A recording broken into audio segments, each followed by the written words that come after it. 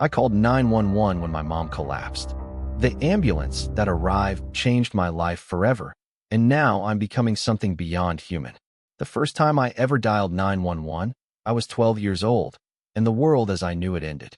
It was a Tuesday afternoon in October, the kind where the air smells like wood smoke and wet leaves, and the sky turns the color of a bruise by 5 p.m. I remember these details with perfect clarity, the way you remember the moments before a car crash, that final instant of normalcy before everything shatters. Dad was at work. He always worked late on Tuesdays. Something about inventory at the hardware store he managed. Mom had promised to help me with my science project, a model of the solar system made from styrofoam balls and wire coat hangers. We'd spread newspaper across the kitchen table, and she was showing me how to mix paint to get just the right shade of rusty orange for Mars.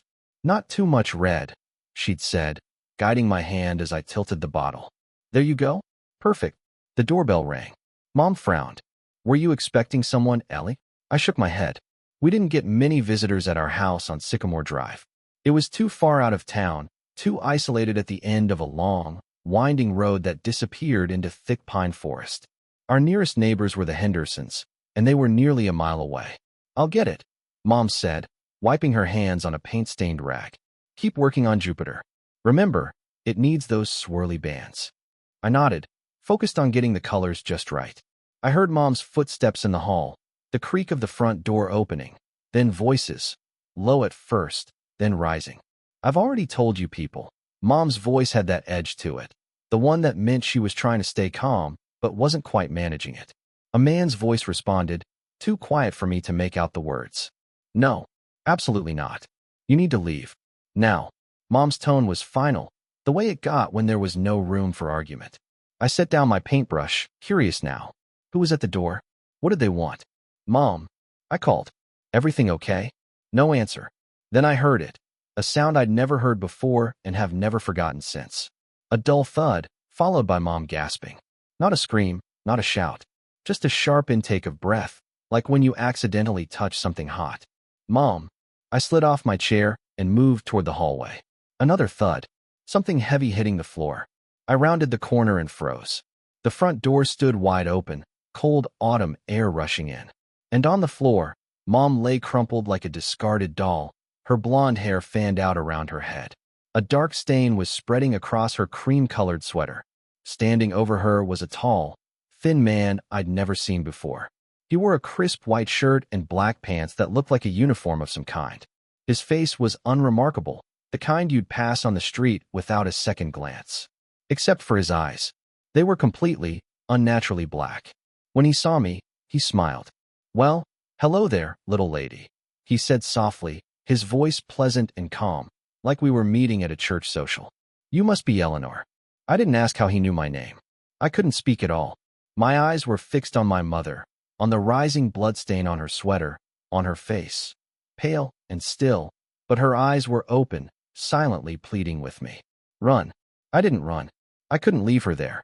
Instead, I backed away slowly, into the kitchen, my eyes never leaving the stranger. He didn't follow immediately. He seemed more interested in my mother, kneeling beside her, touching her face with what looked almost like tenderness. My hand found the wall phone in the kitchen. I'd been taught how to use it in an emergency. This was definitely an emergency. With trembling fingers, I dialed 911. 1 ring. 2 rings. The man appeared in the kitchen doorway, still smiling that pleasant smile. That won't work, Eleanor, he said softly. 3 rings. 4. 911 emergency response. What's your emergency? A woman's voice finally answered. My words tumbled out in a panicked rush. Please help. There's a man in our house and my mom is hurt. There's blood. What's your address, honey? The dispatcher's voice was calm, professional. 42, Sycamore Drive, at the end of the road. Please hurry. The man moved with impossible speed. One moment he was in the doorway, the next he was beside me, ripping the phone from my hand. But he didn't hang up. Instead, he put it to his ear and spoke. She's confused, he said, his voice heavy with concern. There's been an accident. Her mother fell. I'm a neighbor. Everything's under control. I could hear the tinny sound of the dispatcher's voice through the receiver, but couldn't make out the words. Yes, that's right, the man continued. No need for emergency services. Thank you for your concern. He hung up the phone and turned to me, still with that pleasant smile fixed in place. No one's coming, Eleanor, he said softly. It's just us now. I did run then.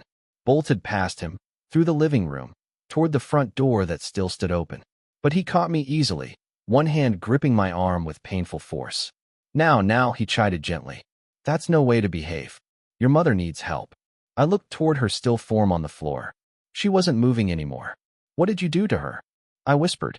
Nothing she didn't deserve, he replied, his voice still light, conversational. Nothing that wasn't long overdue. He pulled me back toward the kitchen, his grip unbreakable. I noticed for the first time that he was wearing gloves. Thin, latex gloves, the kind doctors wear. Let me go. I tried to wrench free, but it was like struggling against iron. Soon, he promised. Very soon. But first, we need to have a conversation, you and I. About your mother, and your father, and most importantly, about you, Eleanor. How do you know my name? I managed to ask as he pushed me into a kitchen chair. His smile widened. I know many things about you. I know you were born 7 weeks premature. I know you had pneumonia when you were 5. I know your favorite color is purple, and you're allergic to strawberries. He leaned in closer. I know things about you that even your parents don't know. A chill ran through me that had nothing to do with the cold air streaming through the open front door. Who are you? You can call me Dr. Roth, he said. I've been waiting a very long time to meet you, Eleanor. You're very special. I'm not, I protested weakly. I'm normal. Dr. Roth laughed, a pleasant sound that somehow made everything worse. Normal? No, not even close. He pulled out the chair opposite me and sat down, perfectly at ease, as if we were about to have a friendly chat over cookies and milk. Tell me, have you noticed anything unusual about yourself? I said nothing, my mind racing. Mom needed help. She was bleeding, maybe dying, in the hallway. And this man, this Dr. Roth, was sitting here asking me questions as if we had all the time in the world. The headaches, perhaps, he prompted. The vivid dreams? The way electronic devices sometimes malfunction when you're upset. My blood ran cold. I had never told anyone about those things. Not even Mom and Dad. I don't know what you're talking about. I lied. Dr. Roth's expression didn't change, but his eyes, those unnaturally black eyes, seemed to darken further. Don't lie to me, Eleanor. It wastes time, and your mother doesn't have much of that left. The mention of Mom jolted me back to the urgency of the situation. Please, I begged, let me help her. Call an ambulance. I'm afraid that's not possible, he said, the regret in his voice sounding genuine. You see, your mother has been interfering with things she doesn't understand. Things that are bigger than her, bigger than all of us. My mind was spinning. None of this made any sense. Mom was just Mom. She worked part-time at the library. She baked cookies and helped me with homework and sang off-key while doing dishes. What could she possibly have done to deserve this? I don't understand, I said, tears finally spilling down my cheeks. No, you don't, Dr. Roth agreed. But you will. In time. A noise from the hallway caught both our attentions, a soft moan. Mom was still alive. Hope surged through me. Mom, I called out, starting to rise from my chair. Dr. Roth's hand shot out, gripping my wrist with bruising force. Sit down, Eleanor. She needs help. What she needs, he said, his pleasant demeanor finally cracking to reveal something cold and hard beneath, is to stop meddling in affairs that don't concern her. A new voice spoke from the direction of the front door. Is everything prepared, doctor? I turned to see a woman standing in the doorway. She wore the same kind of uniform as Dr. Roth, white shirt, black pants, and her face had that same unremarkable quality. She could have been anyone. No one you'd remember passing on the street, except for her eyes. Hers were unnaturally green, so bright they seemed to glow. Nearly, Dr. Roth replied. We had a minor complication. He nodded toward the hallway where Mom lay. The woman's gaze followed his gesture, then returned to me. Her expression didn't change, but I felt a shiver run down my spine. The child, she asked. As expected, Dr. Roth said. Perhaps even more promising than we anticipated. They were talking about me as if I weren't there. As if I were a specimen in a lab. The woman approached the table, and I noticed she carried a small black case, like a doctor's bag. She set it on the table and opened it with a soft click. Inside were neat rows of medical instruments, syringes, vials, things I didn't recognize, all arranged with meticulous precision. What are you going to do? My voice came out as barely more than a whisper. Dr. Roth smiled again, that pleasant, terrible smile. We're going to help you, Eleanor. We're going to make you better. The woman removed a syringe and a vial of clear liquid from the case. This won't hurt, Dr. Roth assured me. Just a little pinch, and then you'll sleep. When you wake up, everything will be different. I didn't believe him. Not for a second. But before I could react, before I could run or scream or fight, the woman moved with that same impossible speed, grabbing my arm and pulling it straight. No. I twisted, kicked, tried to break free. Dr. Roth watched with mild disappointment. I'd hoped you would be cooperative, Eleanor. This is for your own good. Please, I begged, still struggling against the woman's iron grip. Please don't do this. Let us go. We won't tell anyone, I promise. Something flickered across Dr. Roth's face, a momentary hesitation, perhaps? But it was gone as quickly as it had appeared. That's not how this works, he said softly. This was always going to happen, Eleanor. It was just a matter of when. The woman had the syringe ready, the needle gleaming in the kitchen's fluorescent light. In that moment, something strange happened. Something I couldn't explain then and still can't fully explain now. The overhead light began to flicker. The digital clock on the microwave flashed wildly. The refrigerator hummed louder, then abruptly went silent. Dr. Roth and the woman exchanged a glance. It's starting, she said, her voice betraying the first hint of emotion I'd heard, a note of awe, or perhaps fear. The flickering intensified. The bulb in the ceiling light suddenly exploded, showering glass onto the table. The room plunged into semi-darkness, illuminated only by the fading afternoon light from the windows. My head was pounding with a familiar pain, the kind I'd gotten since I was little. The kind that came with nightmares and strange thoughts and sometimes, things moving when they shouldn't. Remarkable, Dr. Roth breathed. So young, and already so powerful. The woman's grip on my arm had loosened slightly in her surprise, and I took advantage of the moment. I wrenched free and shoved the table hard, sending it crashing into her. The black case toppled, its contents scattering across the floor. Dr. Roth moved to intercept me, but something happened, something I didn't consciously do. The kitchen chair slid across the floor on its own, directly into his path. He stumbled, caught off guard. I didn't wait to see more. I ran, past the fallen chair, past Dr. Roth as he regained his balance, into the hallway where Mom lay. Mom. I dropped to my knees beside her. She was still breathing, but barely. Her eyes fluttered open at my touch. Ellie, she whispered, her voice so faint I could hardly hear it. Run. Hide. I'm not leaving you, I insisted, grabbing her hand. You must. Her eyes moved past me, widening in fear. I turned to see Dr. Roth standing in the hallway, his pleasant demeanor gone. His face was cold, expressionless. Step away from her, Eleanor, he commanded. No. I positioned myself between him and Mom, though I knew it was futile. He could move me as easily as swatting a fly. But he didn't. He stood there, watching me with those unnaturally black eyes. This protective instinct, he said, almost to himself. Fascinating. Even now, even knowing what she is, what she's done. She hasn't done anything. I cried. She's my mom. Dr. Roth's laugh was hollow. Your mother? Oh, Eleanor. She's no more your mother than I am your father. She's your keeper. Your warden. What are you talking about? Ask her, he suggested, his voice soft again, coaxing. Ask her who you really are. Where you really came from. I felt Mom's hand squeeze mine weakly.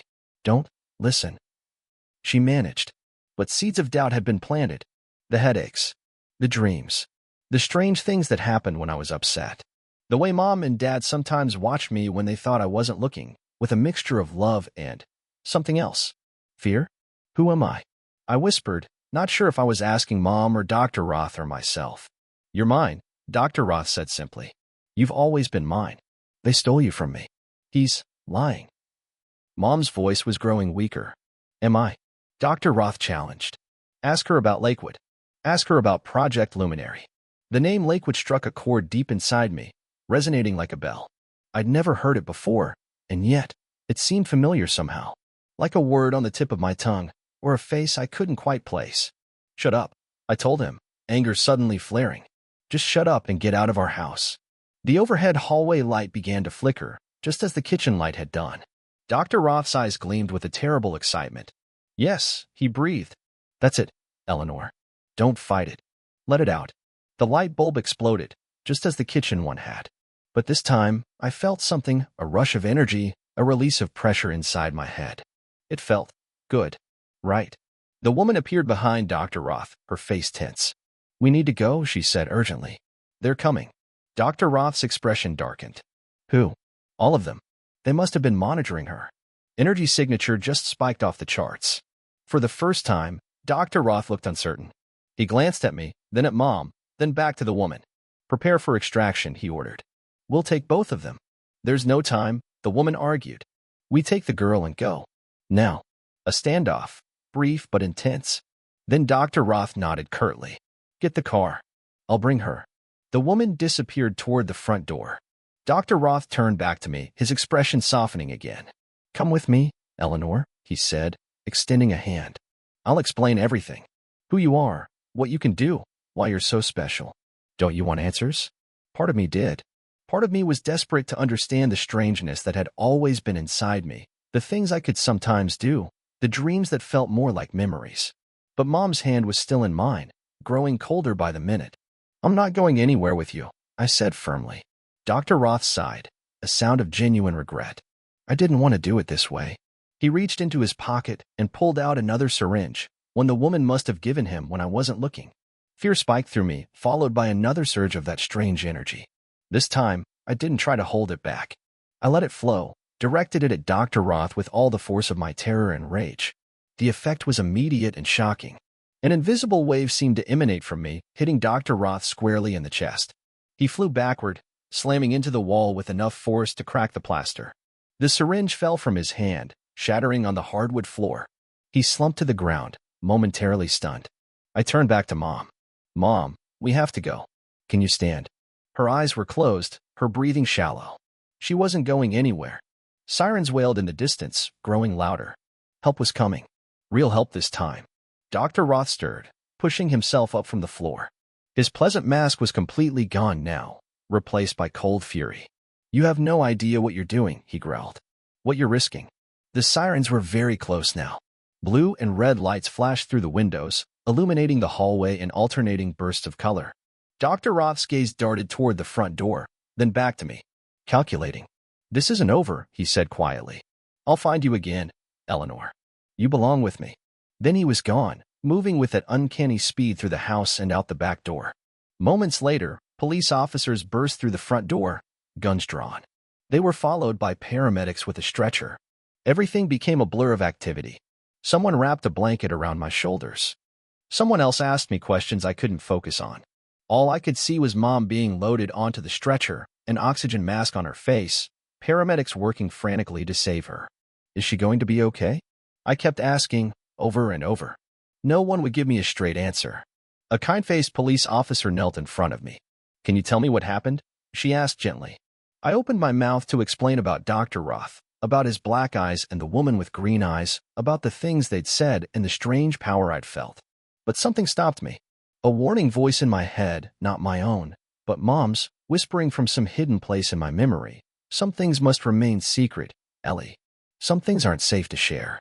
"There was a man," I said slowly. "A stranger. He hurt my mom. He wanted to take me away." "Did you know this man? Had you ever seen him before?" I shook my head. "Can you describe him?" I tried, but the details seemed to slip away. He was normal looking. Not too tall. Not too short. Brown hair, I think. The officer frowned. "What about his eyes? Did you notice anything unusual about them?" A chill ran through me. How did she know to ask about his eyes? "They were just eyes," I lied, not understanding my own reluctance to tell the truth. I was too scared to really look at him. The officer nodded, but something in her expression told me she knew I wasn't being entirely honest. "What's going to happen now?" I asked, changing the subject. "We're going to take you to the hospital to be with your mom," she said. "And we're trying to reach your father." "Dad?" I'd almost forgotten about him. "Tuesday. Inventory night at the hardware store. He works late on Tuesdays," I explained. "At Thompson's Hardware." The officer nodded and spoke quietly to a colleague, who moved away, presumably to contact Dad. At the hospital, they put Mom in intensive care. I wasn't allowed to see her at first. They made me sit in a small waiting room with the same kind-faced officer while doctors examined me for injuries. "I'm fine," I insisted. "He didn't hurt me." "It's procedure," the officer explained gently. As I sat on the examination table, I couldn't stop thinking about what Dr. Roth had said. About Mom not being my real mother. About Lakewood and Project Luminary. About me belonging to him. It was nonsense, of course. Mom was Mom. I had her blonde hair, her small nose. Everyone said so. And yet, the doctor who examined me was brisk and professional. He checked my vital signs, looked into my eyes with a penlight, tested my reflexes. Everything seems normal, he concluded. You're a very brave young lady. I didn't feel brave. I felt confused and terrified and somehow, deep down, changed in a way I couldn't articulate. The kind-faced officer drove me back to the waiting room, where I sat for what felt like hours, watching the hands of the wall clock crawl around its face. Finally, a doctor approached. His expression was grave. Are you Eleanor Wilson? He asked. I nodded, my heart suddenly pounding. I'm Dr. Marsden. I've been treating your mother. Is she okay? Dr. Marsden sat in the chair next to me, which I knew immediately was a bad sign. Doctors who had good news didn't sit down first. Your mother sustained a very serious injury, he said gently. We've done everything we can, but... The world seemed to tilt sideways. I heard the rest of his words as if from a great distance. Internal bleeding. Knife wound. Critical condition. Unlikely to regain consciousness. I remember very little of what happened after that. Dad arrived at some point, his face ashen, his eyes red-rimmed. He hugged me so tightly it hurt. Thank God you're safe, he kept saying. Thank God. But I wasn't safe. Not really. Because somewhere out there was Dr. Roth with his unnaturally black eyes, who believed I belonged to him, who knew things about me that even I didn't know. And Mom, the only person who might have had answers, was dying. Mom lingered for 3 days before she died. She never regained consciousness. I spent those 3 days sitting by her hospital bed, holding her hand, waiting for her to open her eyes and explain everything. She never did. The funeral was on a Saturday, another crisp autumn day, but this one with a cold, driving rain that seemed fitting somehow. The church was packed. Mom had been well-liked in our small community. The library where she worked closed for the day in her honor. I stood beside Dad as people filed past, offering condolences, their faces blurring into a mass of somber expressions and murmured platitudes. She's in a better place. Time heals all wounds. If there's anything we can do. None of it mattered. None of it brought Mom back. None of it explained what had happened or why. The police investigation stalled almost immediately. They found no fingerprints, no DNA, no evidence of who had been in our house that day. Even the syringe Dr. Roth had dropped had vanished, though I clearly remembered it shattering on the floor. It was as if he had never existed at all. But I knew better. Sometimes at night, I thought I could sense him out there, watching, waiting. I kept the curtains drawn and my bedroom door locked, though I knew neither would stop him if he decided to come for me again. Dad and I moved in with my grandmother for a while. Our house on Sycamore Drive stood empty, for sale, sign slowly weathering in the front yard. No one wanted to buy a house where a woman had been murdered. Life developed a new, hollow routine. Dad went to work. I went to school. We ate dinner with Grandma. We watched TV. We went to bed. Repeat. Neither of us talked about Mom. It hurt too much. But I could tell Dad was drowning in grief, barely keeping his head above water. And me? I was drowning in questions. Questions I couldn't ask, because I didn't know who to trust. 2 weeks after the funeral, the dreams began. Not ordinary dreams, not even the strange, vivid ones I'd had since childhood. These were different. More like memories playing out while I slept. Except they weren't my memories. They couldn't be. In the dreams, I was in a place with white walls and bright lights. People in lab coats moved around me, talking in low voices, making notes on clipboards. I was lying down, unable to move, though I wasn't tied or restrained in any way. Just paralyzed. A man leaned over me, his face kind but detached. She's responding well to the treatment, he said to someone I couldn't see. Brain activity is off the charts. The dreams always ended the same way. Alarms blaring. People shouting. The kind-faced man's expression changing to fear. She's destabilizing. Get a sedative. Then darkness. I never told Dad about the dreams. What would I have said? That I was dreaming about being some kind of lab experiment? That I was starting to wonder if Dr. Roth, despite his cruelty and violence, might have been telling the truth about something? Instead, I started my own investigation. Careful. Secret. I began with the most obvious source, the internet. At the library after school, I searched for Project Luminary. Nothing relevant came up. Just astronomy websites and a lighting design company in Seattle. Lakewood was too generic, thousands of results for towns, businesses, and housing developments with that name. I tried combining them. Lakewood Project Luminary. Still nothing useful. I broadened my search. Government experiments children abilities. This yielded plenty of results, but all seemed to be conspiracy theories or fiction. Nothing that rang true to my experience. I was about to give up for the day when I had another thought. I typed, children with telekinetic abilities. The results were similar, mostly fiction and pseudoscience. But one link caught my eye. An archived news article from 1997, 15 years ago. Fire at research facility claims lives of scientists, children. The article was brief and vague. A fire at a private research facility called Lakewood Institute had killed several scientists and an undisclosed number of juvenile subjects. The cause of the fire was under investigation. The nature of the research being conducted was not specified, but the article mentioned it was related to neurological development in exceptional children. My heart pounded as I read. Lakewood Institute. It had to be more than coincidence. But the article raised more questions than it answered. What was this place? What kind of research had they been doing? Who were the juvenile subjects? And most importantly, had I been one of them? I was born in 1997. The timing fit. But if I had been there, how had I survived the fire? How had I ended up with Mom and Dad? I printed the article and tucked it carefully into my school notebook, then continued searching. But I found nothing else about Lakewood Institute. It was as if the place had been erased from history. That night, I had the dream again. But this time, it continued past the usual ending. After the darkness, there was fire, heat, smoke. Someone was carrying me, running. A woman's voice, desperate and determined. Hold on, baby. Just hold on. Mom's voice. I woke up gasping, tears streaming down my face. Dad heard me and came to my room, his own face lined with exhaustion. Another nightmare? He asked, sitting on the edge of my bed. I nodded, not trusting myself to speak. He sighed and brushed my hair back from my forehead. It's normal, after what you've been through. They'll get better with time. But they weren't just nightmares. They were pieces of a puzzle I was only beginning to understand. Dad, I said carefully, did Mom ever mention a place called Lakewood? His hand, still stroking my hair, froze. For just an instant, but long enough for me to know. No, he said, too quickly. Where did you hear that name? Just in a book I was reading. He relaxed slightly. Well, it's a common enough name. Like Oakwood or Pinecrest. He was lying. I could tell.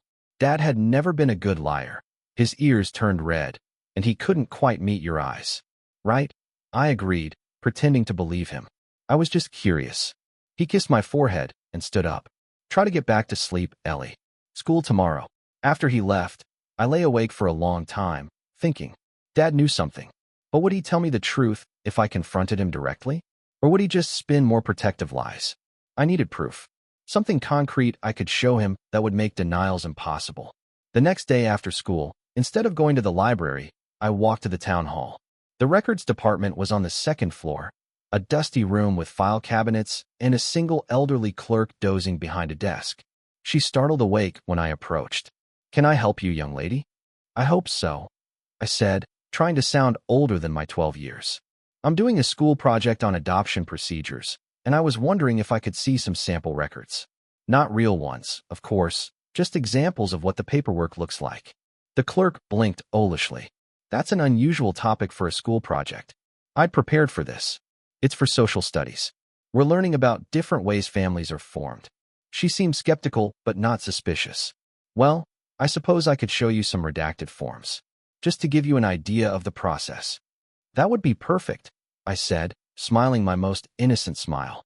She disappeared into a back room and returned with several folders. These are blank forms, she explained, along with some redacted examples. You can look at them here, but they can't leave the building.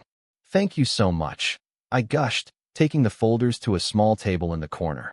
I spent an hour poring over adoption certificates, court orders, and consent forms, trying to understand what I should be looking for. What kind of documentation would exist if I had been adopted? What would it tell me? When the clerk wasn't looking, I took pictures of the blank forms with my phone. It wasn't much, but it was a start. The following Saturday, while Dad was at work and Grandma was at her weekly bridge game, I searched the house. I wasn't proud of it, but I needed answers. I went through Dad's desk first, carefully replacing everything exactly as I found it. Nothing unusual: bills, insurance policies, warranty information for appliances.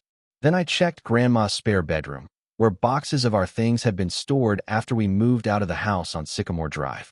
Most held clothes, books, kitchenware, the mundane artifacts of our interrupted life. But in one box, labeled simply papers, I found something interesting. A manila envelope at the very bottom, sealed with string. My name was written on it in Mom's handwriting.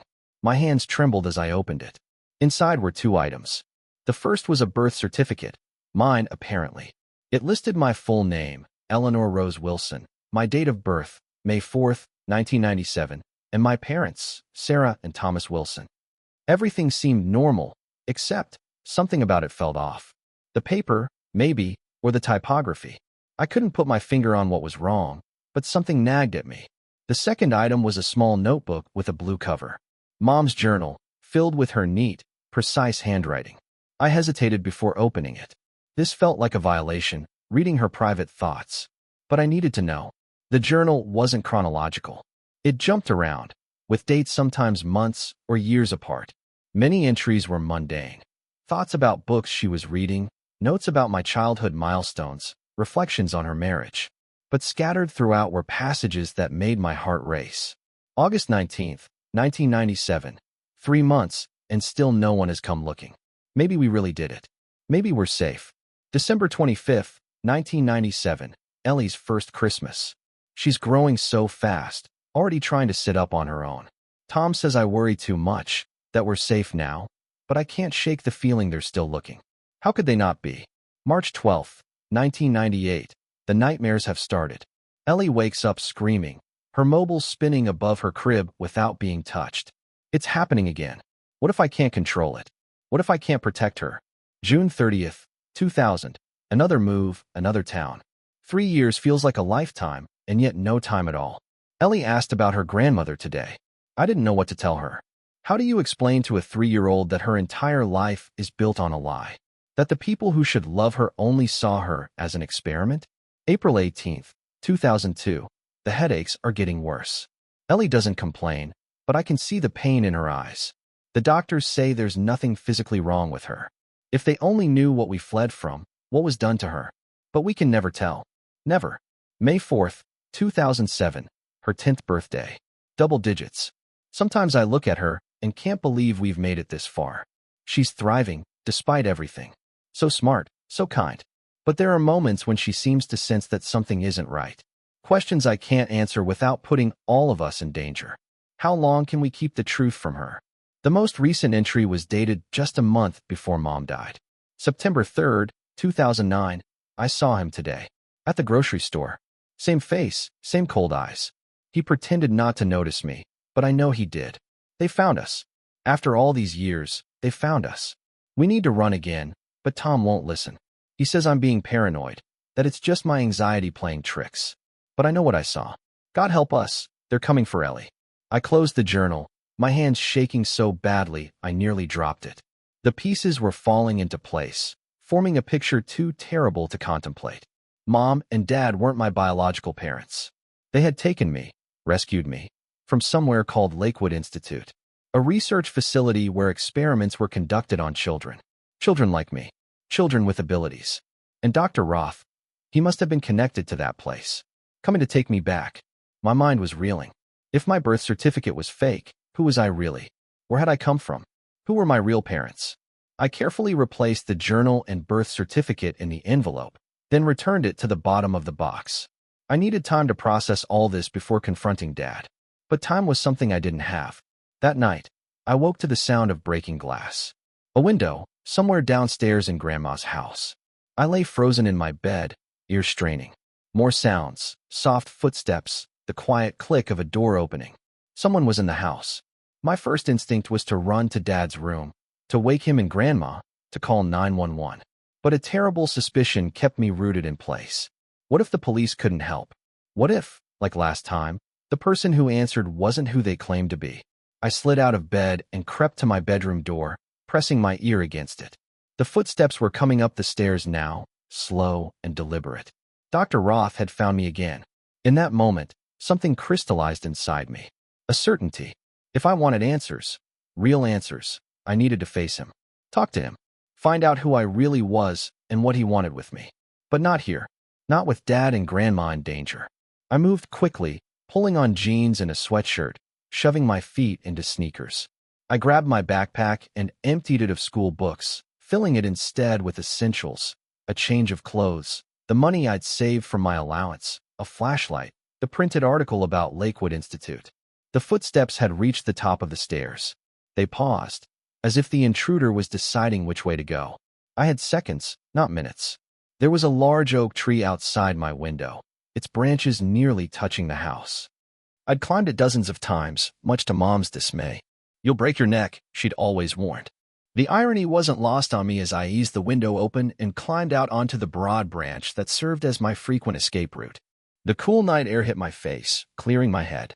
I closed the window behind me, leaving it unlocked. Let Dr. Roth think I was still inside. It would buy me time. I scrambled down the tree with practiced ease and landed softly on the grass below. The front of the house was dark, but I could see a black sedan parked across the street, its engine running. There would be others with him. The woman with the green eyes, perhaps, or others like them. I couldn't go out the front. Instead, I slipped around to the back of the house and through the gap in Grandma's fence that led to the woods beyond her property. The forest was dark and disorienting, but I knew these woods well.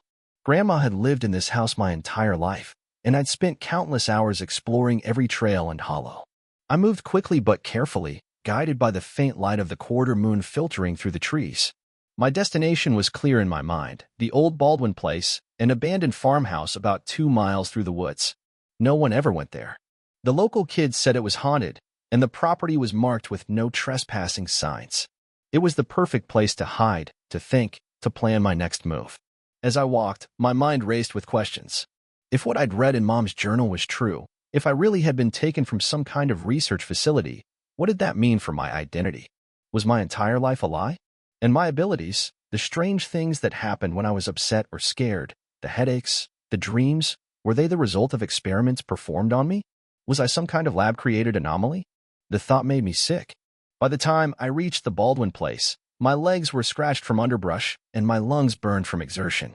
The old farmhouse loomed against the night sky, its broken windows like dark, empty eyes. I hesitated at the edge of the overgrown yard. The place was truly creepy at night, silent except for the occasional cry of a night bird or the rustle of small animals in the tall grass. But it was safer than Grandma's house right now. Safer than being anywhere near Dr. Roth. I approached cautiously, testing each step on the rotting porch before putting my full weight down. The front door hung askew on rusted hinges, opening with a mournful creak when I pushed it. Inside, the house smelled of mold and dust and years of abandonment. The moonlight through the broken windows cast strange, elongated shadows across the floor. I'd been here before, during daylight hours, but never alone and never at night. The place took on a different character in darkness, less sad, more sinister. I made my way to what had once been the living room and settled in a corner, my back against the wall. From here, I could see both the front door and the hallway leading to the back of the house. No one could approach without me seeing them. I pulled out my phone to call Dad, to warn him about the intruder, but there was no signal. Of course not. The Baldwin place was in a dead zone, miles from the nearest cell tower, which meant I was truly on my own. I checked the time, 2:17 a.m. In a few hours, Dad would wake up and find me gone. He would panic, call the police, organize a search. But by then, I hoped to be far away from Pine Hollow. I just needed to rest, to gather my strength, to plan. I leaned my head back against the wall and closed my eyes, not intending to sleep, just to think. The dreams came anyway. I'm in a white room. There are no windows, no visible doors. Just white walls, white floor, white ceiling. I'm sitting at a white table, a series of objects arranged before me, a red ball, a blue cube, a yellow pyramid. A voice speaks from nowhere and everywhere at once. Move the ball, Eleanor. I stare at the red ball, concentrating. Nothing happens. You can do it. Just like before. Move the ball. I focus harder. My head begins to hurt. The pain builds, a pressure behind my eyes that grows until I can barely see. Then, suddenly, the ball twitches. Rolls an inch to the left. Good, the voice says. Again. Stronger this time. I don't want to. The pain is too much. But I'm afraid of what will happen if I disobey the voice. I focus once more on the ball. The pressure in my head becomes unbearable, a white-hot spike driving into my brain. The ball flies off the table, slamming into the wall with enough force to dent the pristine white surface. "Excellent," the voice exclaims. "Now the cube." "No," I whisper. "No more. It hurts." "The pain is temporary, Eleanor. The power is forever. Now move the cube." I shake my head, tears streaming down my face. "No." The room's temperature drops suddenly. My breath comes out in clouds of vapor. "You will do as you're told," the voice says, no longer warm and encouraging, but cold and hard. "Or there will be consequences." A panel in the wall slides open, and a man walks in. He's tall and thin, wearing a white lab coat. His face is kind, sympathetic. "Eleanor," he says gently, "you're being difficult again. We've talked about this. I know this man. In my dreams, he's always the same. The one who speaks to me with false kindness while subjecting me to torment." "Dr. Roth," I say, the name coming to me unbidden. He smiles, pleased. "You remember. That's good. Continuity of memory is important for the process." "What process?" "What are you doing to me?" "Making you better," he says, the same words he spoke in my house before trying to abduct me. "Making you what you were always meant to be." He reaches into his pocket and pulls out a syringe filled with amber liquid. "No," I whimper, trying to back away, but I'm suddenly strapped to my chair, unable to move. "Please, not again." "Shh," he soothes, approaching with the needle. "It only hurts for a moment." I scream as the needle pierces my skin, as the burning liquid enters my veins. And then I'm falling through the white floor into endless darkness. I jolted awake, heart hammering in my chest, a scream caught in my throat. The farmhouse was still dark, but a faint grayish light at the windows suggested dawn wasn't far off. My phone said 5:43 a.m. I'd slept longer than intended, but there was still time to move before full daylight. I stretched my stiff limbs and listened carefully. The house was silent, save for the occasional creak of old wood settling. But as I gathered my backpack, preparing to leave, I heard something else. A car engine, distant but growing closer.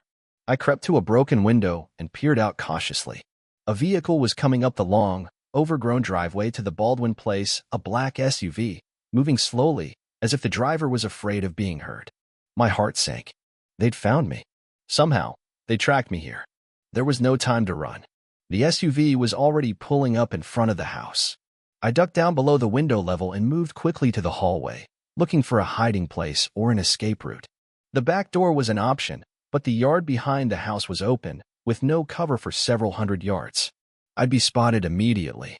Instead, I darted into what had once been a pantry, a small, windowless room off the kitchen. The door no longer hung on its hinges, but a heavy old wardrobe stood nearby. With a surge of desperate strength, I dragged it in front of the pantry entrance, concealing myself inside. Through a crack between the wardrobe and the wall, I could see a sliver of the kitchen and the back door beyond. I held my breath as I heard the front door creak open, followed by footsteps on the rotting floorboards. "Eleanor," a voice called softly. "I know you're here. I can sense you." "Dr. Roth." "I'm not going to hurt you," he continued, his voice drawing nearer. "I just want to talk. There are things you need to know. Things about who you are, what you can do." I remained silent, pressing myself against the back wall of the pantry. My head had begun to ache, the familiar pressure building behind my eyes. "Your foster mother, Sarah Wilson, she lied to you," Dr. Roth said, now in the kitchen, just feet from my hiding place. "She and her husband stole you from people who cared about you, who understood you." "From me." "Foster mother? Was that what Mom had been?" "They had no idea how to help you develop your gifts," he continued. "They feared them, suppressed them. But I can teach you to control them, to use them." The wardrobe in front of the pantry suddenly shuddered, as if struck by an invisible force. I bit my lip to keep from gasping. "You see," Dr. Roth's voice was triumphant. "Even now, your abilities are manifesting. The stress, the fear, they trigger the response. But it doesn't have to be that way. You can learn to control it, to summon it at will." The wardrobe shuddered again, more violently this time. A jar on a shelf above my head began to rattle. "Stop fighting it, Eleanor," Dr. Roth urged. "Let it out. Show me what you can do." The pressure in my head was excruciating now, a blinding, white-hot pain that threatened to split my skull. The jar on the shelf shattered, raining down broken glass. I couldn't contain it anymore. With a cry of pain and frustration, I let go. The wardrobe exploded outward, splinters of wood flying in all directions. The kitchen windows shattered. Drawers flew open, their contents scattering across the floor. And there stood Dr. Roth, a look of pure delight on his face, unmoved by the chaos around him. Beautiful, he breathed. Even more powerful than I hoped. I stumbled out of the pantry, dizzy and disoriented from the release of energy. What did you do to me? I demanded, my voice cracking. What am I? You're the future, Eleanor, he said simply. The next step in human evolution. Or at least, you will be, once your training is complete. I don't understand. No, you don't. But you will. He extended a hand. Come with me now. Let me show you what you're truly capable of. Part of me was tempted. Not because I trusted him. I didn't, not for a second, but because he offered answers. The truth about who and what I was. But I remembered Mom's last words to me. Run. Hide. She had died trying to protect me from this man. I wouldn't dishonor her sacrifice by going with him willingly. No, I said, straightening to my full height. I'm not going anywhere with you. Dr. Roth sighed, a sound of genuine disappointment. I had hoped we could do this the easy way. He reached into his pocket and pulled out a small device, like a remote control with a single red button. But I came prepared for your stubbornness. He pressed the button. The effect was immediate and horrifying. The pressure in my head, which had receded after my outburst, returned tenfold. I fell to my knees, clutching my temples, a scream tearing from my throat. Neural inhibitor, Dr. Roth explained calmly, as if discussing the weather. Designed specifically for subjects like you. It interrupts the brain patterns that control your abilities. The pain was unbearable, like having my skull crushed in a vice. I couldn't think, couldn't move, could barely breathe. I'll turn it off when you agree to come with me, he said, crouching beside me. No more pain. Just answers. Truth. Through the haze of agony, a single thought crystallized. I couldn't let him take me. Whatever he wanted from me, whatever he planned to do, it couldn't be good. Mom had died to keep me from him. I had to honor that. With the last of my strength, I lunged for the device in his hand. Caught by surprise, Dr. Roth didn't react quickly enough. My fingers closed around the remote, wrenching it from his grasp. I rolled away, clutching the device to my chest, and frantically pressed the button again. The pain stopped instantly, the pressure dissolving like mist. I gasped in relief, scrambling to my feet. Dr. Roth's pleasant mask had fallen away, replaced by cold fury. Give that back, he demanded, advancing toward me. Stay away from me, I warned, backing toward the kitchen door. You have no idea what you're dealing with, Eleanor, he said. The inhibitor was a kindness compared to what will happen if you continue to resist. I kept backing away, the remote clutched tightly in my hand. What do you want from me? Why can't you just leave me alone? Because you're mine, he said, his voice dropping to a near whisper. My creation. My masterpiece. A chill ran through me. What are you talking about? Your DNA, he said, taking another step toward me. Half of it came from me. I am, in the most literal sense, your father. The world seemed to tilt beneath my feet. No, I whispered. That's not true. That's impossible. Search your feelings, he said, with a smile that didn't reach his unnaturally black eyes. You know it to be true. Despite the seriousness of the situation, I almost laughed. Was he quoting Star Wars at me? But the amusement died as quickly as it had risen. Because deep down, past the denial and revulsion, there was a terrible sense of recognition. A feeling of connection to this man that I'd been fighting since the moment I first saw him. Who was my mother? I asked, my voice barely audible. Dr. Roth's expression softened slightly. A remarkable woman named Elena Reyes. She was like you, gifted with abilities beyond normal human capacity. She was the first success of Project Luminary. She died giving birth to you, he said, and for once, I thought I detected genuine regret in his voice. Her body couldn't handle the strain of carrying a child with your unique attributes. My mind was reeling. If what he was saying was true, and despite everything, I believed it was, then I wasn't just a child who had been experimented on. I was the experiment itself, created for a purpose, designed rather than born. What am I? I asked again, the question taking on new meaning. The culmination of decades of research, Dr. Roth replied. A perfect synthesis of enhanced genetic material. The next stage of human advancement. A weapon, I translated bitterly. He shook his head. So much more than that. A beginning. The first of a new kind of human being, capable of reshaping reality through thought alone. He took another step toward me, hand outstretched. Come with me, Eleanor. Let me show you who you really are, what you're destined to become. I looked at his hand, at his face with its false kindness, at the inhuman darkness of his eyes. And I made my decision. No, I said firmly. Maybe you did create me. Maybe you are my biological father, but you're not my family. Sarah and Thomas Wilson raised me, loved me, protected me from you. They're my real parents, and I won't betray them by going with you." Anger flashed across Dr. Roth's face, quickly masked. "Sarah Wilson is dead," he reminded me coldly. "And Thomas will soon follow if you continue to resist. Do you think I came here alone?" Fear gripped my heart. "What have you done to my dad?" "Nothing. Yet." He pulled out a phone and showed me the screen. It displayed a live video feed of Dad, sleeping in his bed at Grandma's house. Standing over him was the woman with the unnaturally green eyes, holding what looked like a pillow. "One word from me," Dr. Roth said quietly, "and he never wakes up." I stared at the screen in horror. "You wouldn't. I've spent 12 years searching for you, Eleanor. Do you really think I'd hesitate to remove one more obstacle?" He was serious. I could see it in his eyes, in the set of his jaw. He would kill Dad without a moment's remorse if it meant getting me back. "What do you want me to do?" I asked, defeated. "Come with me, willingly. No struggles, no escape attempts. You give me your word, and Thomas Wilson lives to see another day. And if I don't, then you still come with me, but as an orphan." His voice was matter-of-fact, as if discussing a minor logistical detail rather than a man's life. I closed my eyes briefly, considering my options. There didn't seem to be any. If I refused, Dad would die. If I tried to run, Dad would die. But if I went with Dr. Roth, if I did what he wanted, Dad would live. And maybe, just maybe, I could find a way to escape later. To warn Dad, to keep him safe. "Fine," I said at last, opening my eyes. "I'll go with you.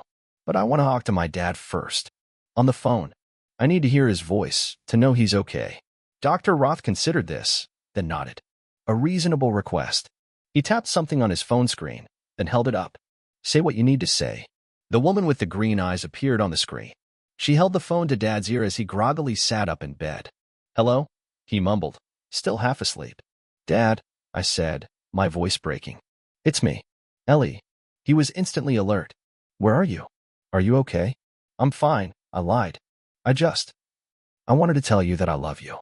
And Mom, I know the truth now, about where I came from, and I want you to know that you're my real parents. No matter what." "Ellie, what's going on?" Dad's voice was frantic now. "Where are you?" "I have to go, Dad. But I'll come back. I promise. Just be careful. And remember that I love you." Dr. Roth took the phone back before Dad could respond. "Satisfied?" he asked me. I nodded, not trusting myself to speak. "Good. Now, let's not waste any more time." He reached into his pocket and pulled out another syringe. "This will make the journey easier. For both of us." I eyed the needle warily. "What is that?" "Just a mild sedative," he assured me. "Nothing harmful. It will help you relax." I didn't believe him, but what choice did I have? I'd given my word. "Fine," I said, pushing up my sleeve. "Just get it over with." Dr. Roth approached cautiously, as if expecting a trick. When I remained still, he seemed to relax slightly. "This won't hurt," he promised, positioning the needle above my arm. In that moment, something strange happened. Time seemed to slow down. I could see the needle descending toward my skin with excruciating clarity. I could see each individual hair on Dr. Roth's knuckles, the slight tremor in his hand, the reflection of light on the metal. And I could feel something inside me, a reservoir of energy I'd never consciously accessed before, responding to my fear and desperation. Without thinking, I reached for that energy, grasped it, directed it. Dr. Roth was suddenly thrown backward, as if hit by an invisible truck. He crashed into the kitchen cabinets with enough force to shatter the rotting wood. The syringe flew from his hand, landing somewhere across the room. I didn't wait to see if he'd get up. I ran, bursting through the back door and into the yard beyond. The morning sun was just cresting the horizon, filling the world with golden light. Behind me, I heard Dr. Roth shouting orders. Car doors slammed. Footsteps pounded on the wooden porch of the farmhouse. I ran faster than I'd ever run in my life, across the open yard and toward the line of trees beyond. If I could just reach the forest, maybe I could lose them, circle back toward town. But I never made it to the trees. A figure stepped out from behind an old gardening shed, blocking my path. The woman with the unnaturally green eyes. "Hello, Subject 11, she said calmly. "Remember me?" I skidded to a halt, my mind racing. Subject 11? Was that what they called me at Lakewood? "My name is Eleanor," I insisted. "For now," she agreed with a cold smile. "But names can be changed. Memories can be altered. Identity is fluid." She took a step toward me, and I instinctively backed away. "Don't make this difficult," she said. "We have your foster father, your grandmother. We can hurt them if we need to." I hesitated, caught in an impossible situation. I couldn't let them hurt Dad and Grandma, but I couldn't surrender myself to these people either. The woman must have sensed my indecision because her smile widened. "That's right. You understand. There's no way out of this, no scenario where you win." But maybe there was. I thought of what had just happened with Dr. Roth, the energy I'd tapped into, the power I'd wielded without fully understanding how. If I could do it once, maybe I could do it again. Maybe I could protect myself, protect my family. But I needed time to figure it out, to learn how to control it. And I wouldn't get that time if I went with them now. "You're wrong," I told the woman. "There is a way out." And before she could react, I called on that strange energy again, directing it not at her, but at myself, imagining it carrying me away, far from this place. For a moment, nothing happened. The woman's smile turned mocking. "Nice try," she said, advancing toward me. Then the world around me began to blur, to fade at the edges. The woman's expression changed to one of shock. "No," she gasped. "That's impossible. You can't." Her voice became distant, distorted, as if coming from the end of a long tunnel. The golden morning light fractured into 1,000 spinning prisms. The solid ground beneath my feet seemed to dissolve. And then I was falling through darkness, with no way to know where or when I would land. I landed hard on cold, damp ground, my breath leaving my lungs in a painful rush.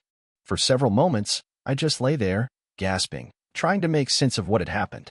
The last thing I remembered was standing in the yard of the abandoned Baldwin place, facing the woman with the unnaturally green eyes.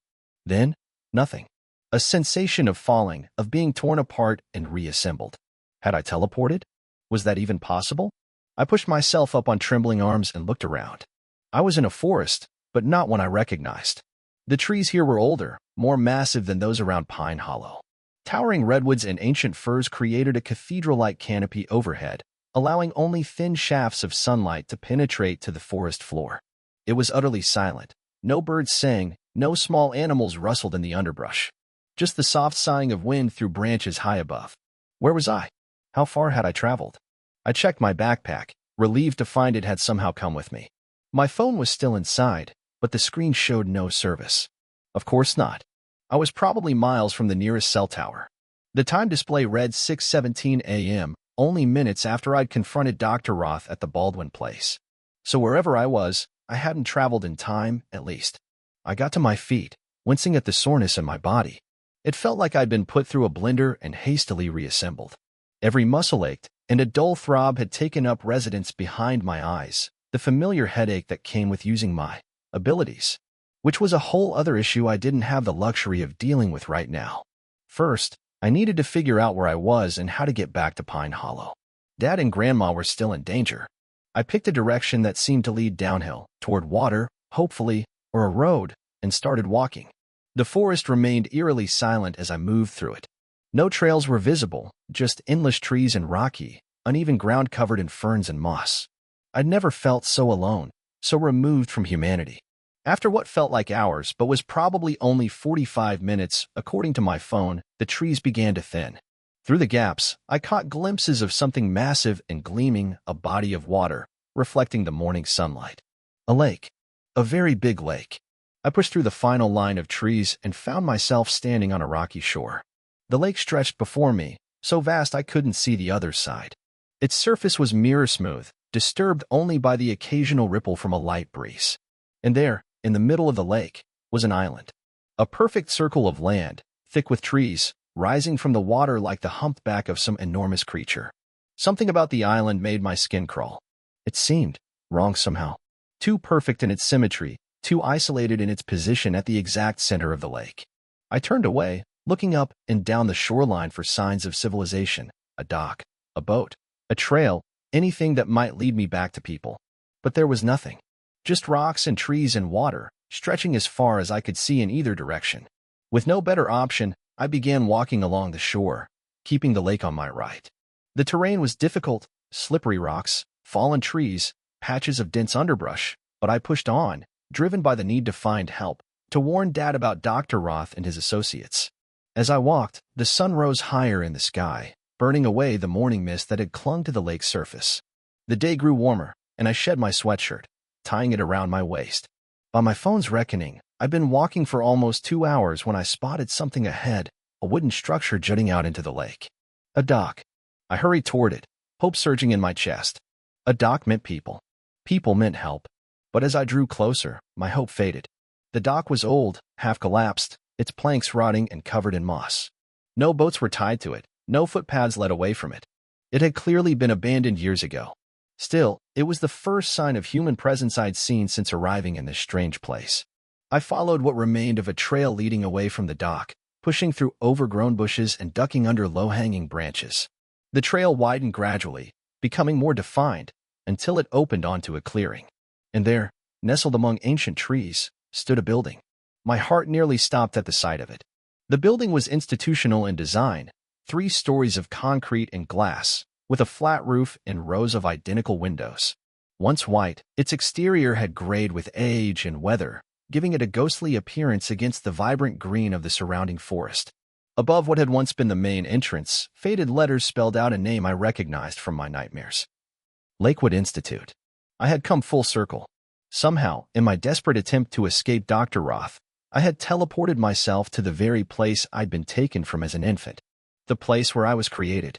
I stood frozen at the edge of the clearing, staring at the building with a mixture of fear and fascination. It looked abandoned, like the dock, windows broken, doors hanging off hinges, walls stained with decades of rainfall and botanical encroachment. The logical thing would be to turn around, to go back the way I'd come and try to find another path out of this wilderness. But something pulled me toward the building, a need to know, to understand my origins. Before I could change my mind, I crossed the clearing and approached the main entrance. The double doors hung askew, one completely detached from its hinges. I slipped through the gap and into the building. The interior was a study in decay. The once sterile hallways were now carpeted with dead leaves and debris blown in through broken windows. Water damage had caused sections of ceiling to collapse, leaving gaping holes where fluorescent fixtures once hung. The walls, painted an institutional beige, were stained with black mold and graffiti, evidence that I wasn't the first curious explorer to venture inside. I moved cautiously, testing each step before committing my weight. The floor creaked and groaned beneath me, water-damaged tiles buckling and cracking. The air was thick with the smells of rot and stagnant water and something else, a chemical odor I couldn't identify, but that triggered a sense of unease deep in my gut. The main hallway stretched before me, doorways opening on either side into what had once been offices or classrooms. At the end, a grand staircase led to the upper floors, its once polished banister now splintered and worn. I peered into the first room on my right. It appeared to have been an administrative office, filing cabinets overturned, papers strewn across the floor, a heavy desk shoved against one wall. Everything was covered in a thick layer of dust and debris, undisturbed for years. The next room was similar, though it contained what looked like medical equipment, an examination table, rusted trays, cabinets with shattered glass fronts. A doctor's office, perhaps, or a nurse's station. I continued down the hallway, glancing into each room but finding nothing but more decay, more abandoned equipment, more evidence of a place vacated in haste and left to the elements. Then I reached a set of double doors at the midpoint of the hallway. Unlike the other doors, these were metal, thick and solid, with small reinforced windows set at eye level. A keypad lock hung from one door, its casing cracked open, wires dangling uselessly. Something about these doors triggered another memory-like sensation, a feeling of dread mixed with familiarity. I'd been beyond these doors before. In my dreams, at least, if not in reality. I pushed them open with difficulty, the hinges protesting with a screech that echoed through the empty hallway. Beyond was another corridor, different from the first.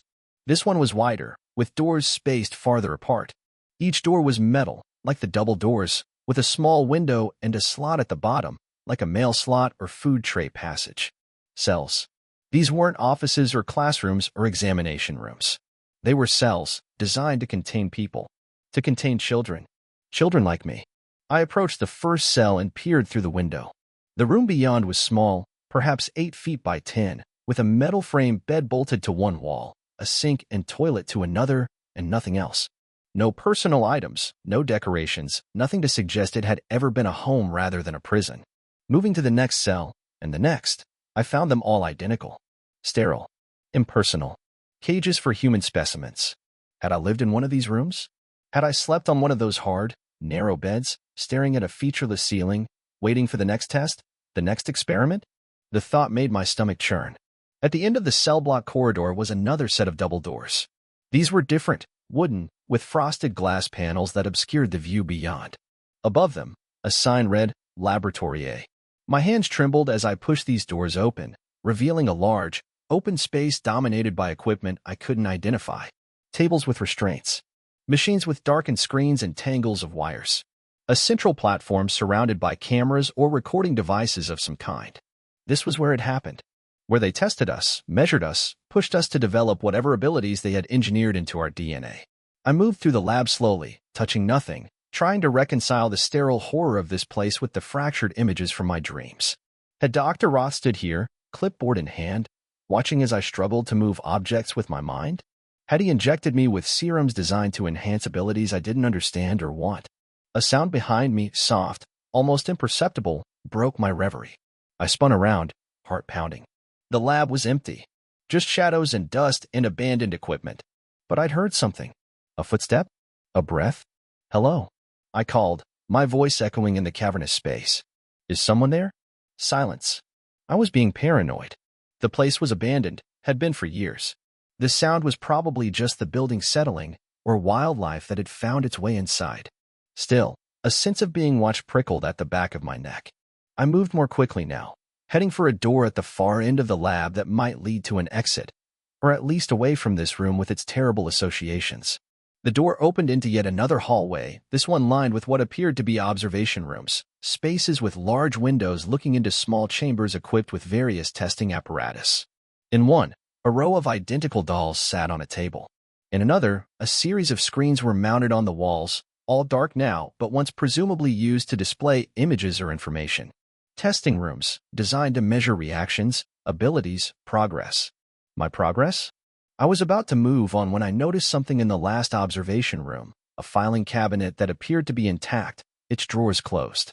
Unlike most of the furniture in the facility, it hadn't been overturned or damaged. Curious, I entered the room and approached the cabinet. The top drawer slid open with a metallic screech, revealing hanging files, their tabs neatly labeled with numbers. Subject 1. Subject 2. Subject 3. And on through the alphabet. I found the file labeled Subject 11 and pulled it out with trembling hands. If what Dr. Roth had said was true, if I was indeed Subject 11, then this file might contain answers about who I really was. The file was thick, filled with reports, charts, photographs. I sat on the dusty floor and began to read. The first page was a summary sheet, dated March 15, 1997. Subject 11. Name, Eleanor. DOB, May 4, 1997. Gender, female. Genetic contributors, primary, Dr. Elias Roth, secondary. Subject 1, Elena Reyes, deceased. Genetic modifications, Series 7 enhancements to frontal lobe development and neural pathway formation. See attached technical specifications. Projected abilities, telekinesis, telepathy, possible teleportation, theoretical. Status, in development. Notes, subject shows highest potential of all Series 7 embryos. Significant cellular stability compared to previous iterations. Recommend accelerated development timeline. My hand shook so badly I could barely turn the page. It was true. All of it. I was created in a lab, genetically engineered for specific abilities. Dr. Roth's DNA had been used, along with someone called Elena Reyes, Subject 1, my biological mother, who had died, according to Dr. Roth, giving birth to me. The next pages detailed my development in clinical, detached language. My birth. My first year of life. Tests performed, abilities manifested, progress measured against projections. There were photographs, a newborn in an incubator, a 6-month-old on an examination table, a 1-year-old in what looked like one of the testing chambers, surrounded by toys and monitoring equipment. Me. It was all me. Then, abruptly, the report stopped. The last entry was dated August 18, 1997, 4 months after my birth. Incident report, security breach in Laboratory A.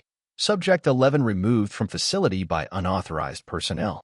Initial investigation identifies perpetrators as Dr. Sarah Wilson, staff psychologist, and Thomas Wilson, maintenance supervisor. Search and retrieval teams deployed. Maximum force authorized. Mom and Dad. That's how they got me out. Mom had worked here, as a psychologist. Dad had been on the maintenance staff. They had seen what was happening, what was being done to children like me, and they had decided to act. They had saved me. The final page in the file was a follow-up report dated 3 months later. Search for Subject 11 continues without success. Wilson's suspects have effectively disappeared.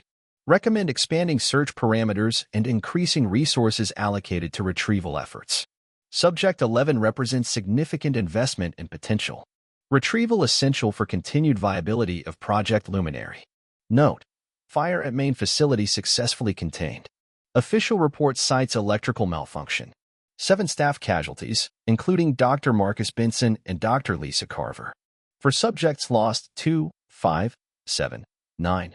Recommend expedited transfer of surviving subjects to secondary facility pending reconstruction.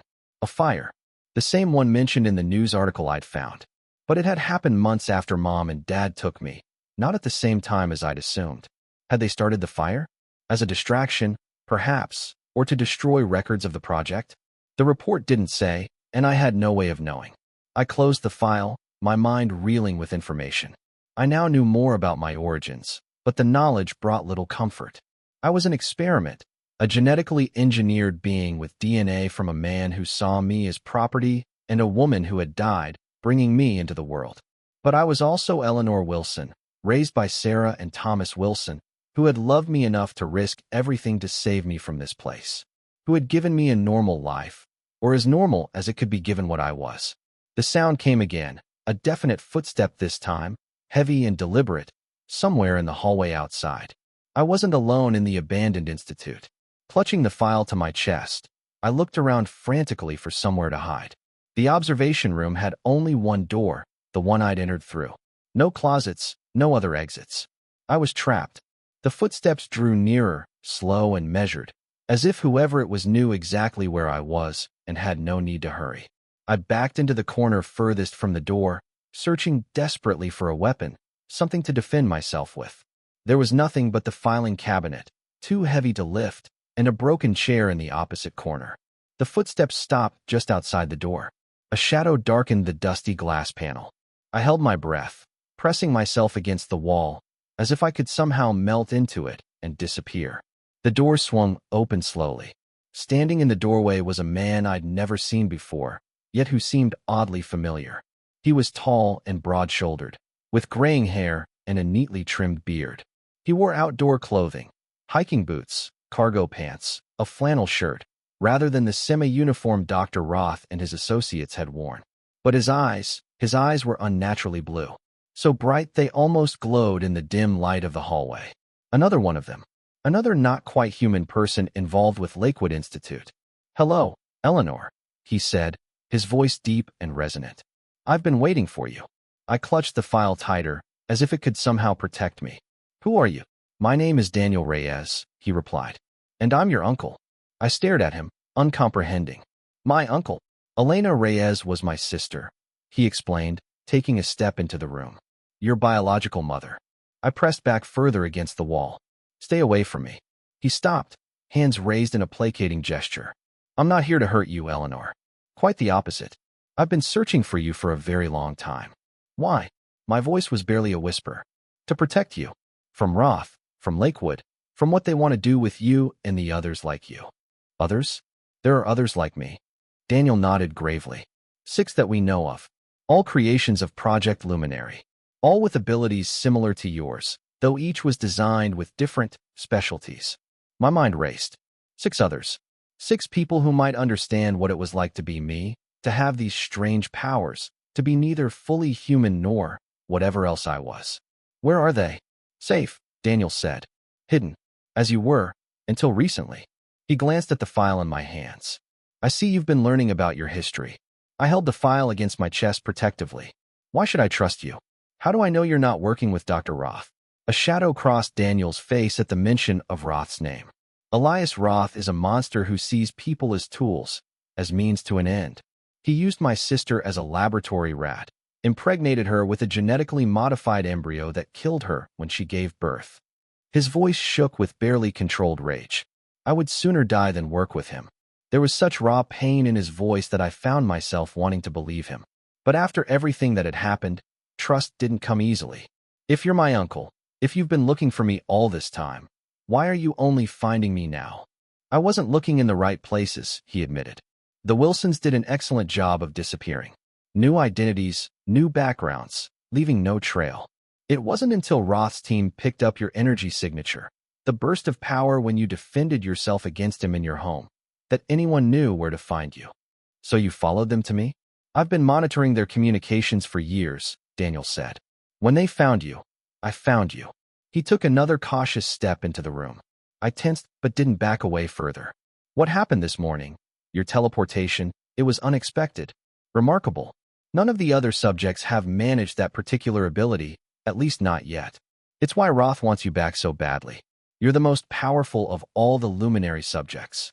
I thought of the way I'd flung Dr. Roth across the room at the Baldwin place, of how I'd somehow transported myself hundreds, maybe thousands of miles in an instant of panic. I don't know how I did it, I confessed. Any of it. It just happened. That's how it begins, Daniel said. The abilities manifest in moments of extreme stress or emotion. With training, you can learn to control them, to summon them at will.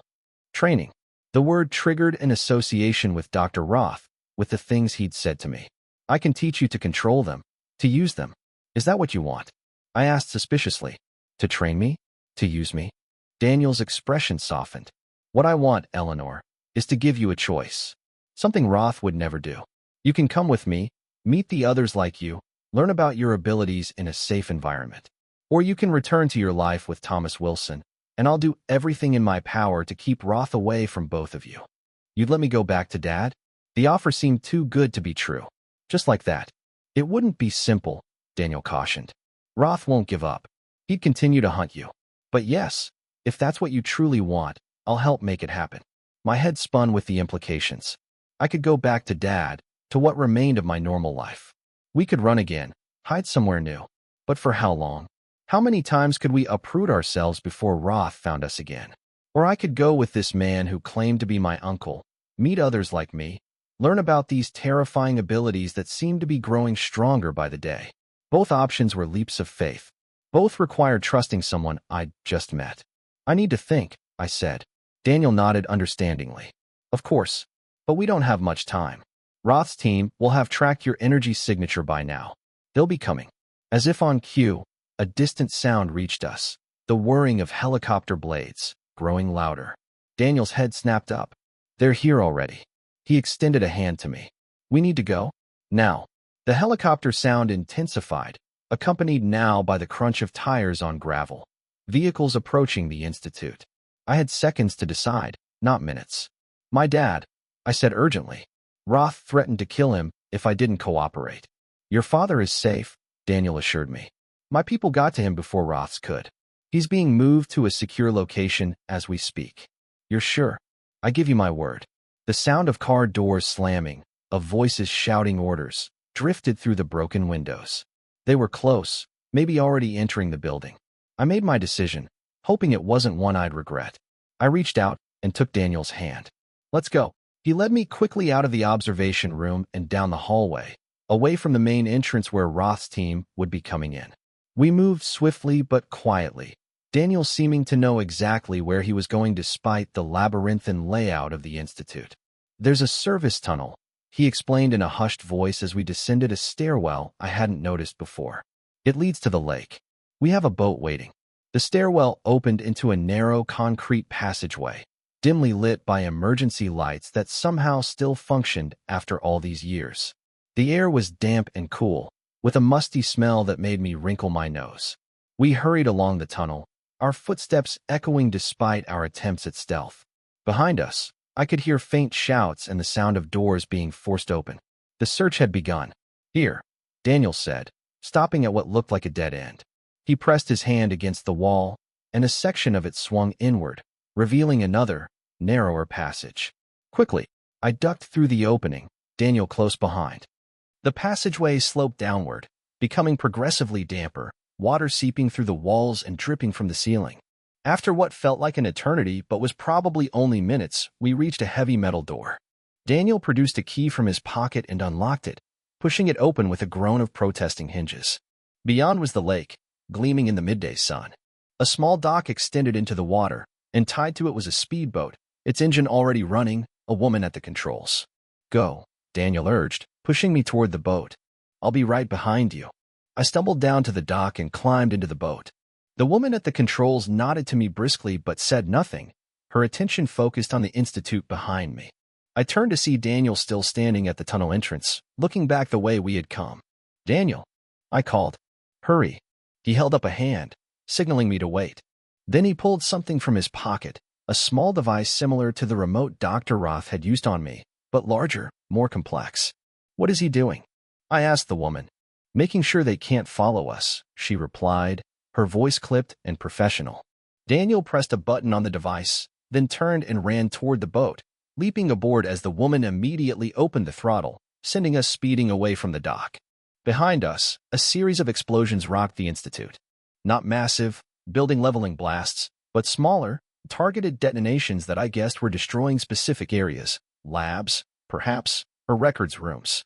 Places where information about Project Luminary might be stored. "That won't stop them for long," Daniel said grimly, watching the smoke rise from the building. "But it might slow them down." I clutched the file I'd taken, the only tangible evidence of my origins. "Where are we going?" "Somewhere safe," the woman answered. "A place Roth doesn't know about." She guided the boat across the lake, away from the institute and the island at the center, toward the far shore where the forest grew right down to the water's edge. As we approached, I saw a small, hidden cove, invisible from a distance, with another dock and what appeared to be a parking area beyond, partially concealed by trees. A black SUV waited there, engine running. We docked quickly, and Daniel helped me from the boat. "This is Kate," he said, indicating the woman who had piloted the boat. "She's like you." "Subject 4. Kate nodded, her expression guarded. I noticed for the first time that her eyes, unlike Daniel's unnatural blue or Dr. Roth's black, were a perfectly normal brown. She looked to be in her early 20s, with short-cropped hair and the wiry build of an athlete. "Hi," I said awkwardly. "We should go," was her only response. She headed for the SUV, keys in hand. Daniel placed a gentle hand on my shoulder. "She doesn't trust easily," he explained quietly. "None of them do. It's understandable, given what they've been through." I could certainly relate to that. The drive was long and largely silent. Kate drove with intense focus, frequently checking the rearview mirror for signs of pursuit. Daniel sat beside her in the passenger seat, occasionally speaking into a phone in a language I didn't recognize, Russian, perhaps, or something Eastern European. I sat in the back, clutching my backpack and the stolen file, watching the landscape change from dense forest to rolling hills to farmland. We seemed to be heading east, away from the mountains, but I couldn't be sure. My sense of geography was hopelessly scrambled after the teleportation event. "Where exactly are we going?" I finally asked, breaking the silence. "A safe house in Idaho," Daniel replied. "One of several we maintain." "Idaho? That was unexpected. How long will it take to get there?" "About 4 hours, the way Kate drives," he said with a small smile that Kate did not return. "We'll be there before sunset." I processed this information silently. Idaho, a state I'd never visited, hundreds of miles from the only home I'd ever known. From Dad. "You said my dad is safe," I remembered suddenly. "How do you know?" "Where is he?" Daniel turned in his seat to face me. "My people extracted him from your grandmother's house shortly after you left. He's being taken to another safe house in Montana. Once we're secure, we can arrange for you to speak with him." "But he's okay? He wasn't hurt?" "He's fine," Daniel assured me. "Confused and worried about you, but physically unharmed." Relief washed over me, followed immediately by guilt. Dad must be frantic. First Mom, now me, both vanishing from his life in traumatic circumstances. "I need to talk to him as soon as possible," I insisted. "He needs to know I'm okay." "Of course," Daniel agreed. As soon as we reached the safe house, I settled back in my seat, slightly mollified. At least Dad was safe from Dr. Roth's threats. At least I would get to speak to him soon. The remainder of the journey passed in a blur of highways and small towns and endless stretches of open countryside. I dozed intermittently, exhausted from the events of the past 24 hours, jerking awake at every sharp turn or sudden break. The sun was indeed setting when Kate finally turned off the main highway onto a narrow, unmarked road that wound through fields of what looked like wheat or barley. After several miles, she turned again, this time onto a gravel driveway that led to a large farmhouse set back from the road, surrounded by outbuildings and sheltered by ancient oak trees. "We're here," Daniel announced as Kate parked the SUV beside a barn. I stepped out of the vehicle, stretching my cramped limbs, taking in my surroundings. The farmhouse was old but well-maintained, with a wide porch wrapping around the front and one side. Lights glowed in the windows, suggesting it was occupied. "How many people are here?" I asked as Daniel led me toward the house. "Currently, for others besides Kate and myself," he replied. "3 are subjects like you. The 4th is our doctor, Dr. Huang. More people like me." The thought both excited and terrified me. What would they be like? Would they understand what I was going through? Would they accept me? The front door opened as we approached, and a young man stepped out onto the porch. He appeared to be around 17, tall and lanky with dark hair and olive skin. His eyes, I noticed immediately, were unnaturally violet. "This is Alex," Daniel said. "Subject 6. Alex studied me with open curiosity. "So you're 11, he said. "The teleporter." "I guess so," I replied uncomfortably. "Though I've only done it once, and I don't know how." "Still," he said, impressed. "None of us can do that." Roth must be losing his mind. "Alex," Daniel cautioned, "let's get Eleanor settled before we overwhelm her with questions." "Right, sorry." Alex stepped aside to let us enter. "It's just exciting to meet a new one of us. Doesn't happen very often." The interior of the farmhouse was surprisingly modern, its rustic exterior belying a completely renovated interior with contemporary furniture, state-of-the-art technology, and what looked like sophisticated security systems. In the large, open-plan living area, 3 people waited for us. 2 were clearly subjects like me and Alex, a girl around my age with unnaturally amber eyes, and a boy perhaps a year or 2 older with eyes of metallic silver. The 3rd was an older Asian woman who I assumed was Dr. Huang. "Eleanor," Daniel said, "this is Lily, subject 8, and this is Michael, subject 10. And this is Dr. Helen Huang, our physician and resident expert on Project Luminary." Dr. Huang stepped forward, her expression professional but kind. "Welcome, Eleanor. I'm sure you have many questions.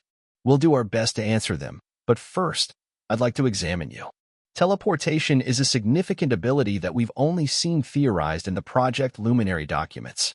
"I want to make sure you haven't suffered any physiological damage." I hesitated. Memories of clinical examinations from my dreams, or were they actual memories, flashing through my mind? "It's just a standard medical checkup," Dr. Huang assured me, seeming to sense my reluctance. "Blood pressure, pulse, reflexes. Nothing invasive. And you can refuse anything that makes you uncomfortable." That last part was what convinced me. The choice, the agency, it was something the real Lakewood Institute had never offered its subjects. "Okay," I agreed. "I'll show her to the exam room," Lily offered, stepping forward. Her amber eyes were striking against her dark brown skin and curly black hair. "You must be wiped out after everything." I nodded gratefully, suddenly aware of just how exhausted I was. "Yeah, it's been a lot." Lily led me down a hallway to a room that, while equipped with medical instruments and an examination table, looked far more comfortable and less clinical than I'd feared. Warm lighting, colorful walls, even some potted plants, it was nothing like the sterile horror of Lakewood Institute. "Dr. Huang is cool," Lily assured me as I sat on the edge of the examination table. She was one of the doctors at Lakewood who helped get us out. She and Daniel have been running this network for years, finding and protecting people like us. "How long have you been here?" I asked. "About 3 years," Lily replied. "I was placed with a foster family after the Lakewood fire, but when my abilities started manifesting strongly, Roth's people found me. Daniel got to me first, though." "What can you do?" The question slipped out before I could consider whether it was too personal. Lily didn't seem offended. "Mainly pyrokinesis, fire starting, and control. A bit of heat regulation in general. Watch." She held out her hand, palm up, and a small flame appeared, dancing above her skin without burning her. With her other hand, she made a gesture, and the flame twisted into the shape of a tiny bird, wings spread in flight. "That's amazing," I breathed. Lily closed her hand, and the flame disappeared. It took me a long time to control it. When it first manifested, I accidentally burned down my foster parents' garage. Dr. Huang entered before I could respond, carrying a medical bag. "I see Lily showing off," she said with a smile. "Perhaps demonstrations can wait until after the examination?" Lily grinned, unabashed. "Just giving Eleanor a preview of what she can look forward to with training." The examination was indeed basic and non-invasive, just as Dr. Huang had promised. She checked my vital signs, tested my reflexes, looked into my eyes and ears, and drew a small vial of blood to check for cellular anomalies associated with teleportation stress. Everything looks normal, considering the circumstances, she concluded, making notes on a tablet. You're experiencing fatigue and mild dehydration, which is to be expected. I recommend rest, plenty of fluids, and a good meal. When can I talk to my dad? I asked, remembering Daniel's promise. I'll speak to Daniel, Dr. Huang assured me. For now, let's get you settled in a room where you can rest. Lily led me upstairs to a small but comfortable bedroom with a twin bed, a desk, a dresser, and a window overlooking the fields behind the house. Bathroom's down the hall, she said. I'm next door if you need anything. Dinner's usually around 7, but I can bring you something if you want to crash now. The thought of sleep was incredibly tempting, but concern for Dad won out. I think I'll wait until I can talk to my dad. Okay, Lily nodded understandingly. I'll let Daniel know you're ready whenever he is. Left alone, I sat on the edge of the bed, the events of the past 24 hours finally catching up to me in a wave of emotional and physical exhaustion. My mother was dead. I had discovered I was a genetically engineered human with telekinetic and teleportation abilities. I had been pursued by the man who claimed to be my biological father, rescued by the man who claimed to be my biological uncle, and brought to a safe house full of others like me. It was too much to process all at once. Part of me wanted to curl up and sob until I had no tears left. Another part wanted to scream at the unfairness of it all. But mostly, I just felt numb, disconnected, as if I were watching someone else's life unfold rather than my own. A soft knock on the door roused me from my thoughts. Eleanor. It was Daniel. I have a secure line set up for you to speak with your father. I jumped up immediately, following him downstairs to what appeared to be a home office. A laptop set open on the desk, a video call already in progress. And there was Dad, his face filling the screen, looking exhausted and worried but blessedly, wonderfully alive. Dad, I cried, dropping into the chair in front of the laptop. Ellie, his voice broke. Oh, thank God. Are you okay? Are you hurt?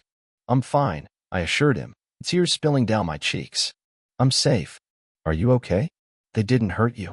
I'm fine, sweetheart. Just worried sick about you. He looked haggard, with dark circles under his eyes and several days' worth of stubble on his cheeks. Where are you? These people won't tell me exactly. I'm in Idaho, I said, realizing as I spoke that I didn't know any more specific location than that. At a safe house. There are others here, Dad. Others like me. Dad's expression shifted subtly, a flicker of recognition, then resignation. You know, he said quietly. About Lakewood. About what you are. I know some of it, I admitted. I know you and Mom rescued me from there when I was a baby. I know about Project Luminary, about my abilities.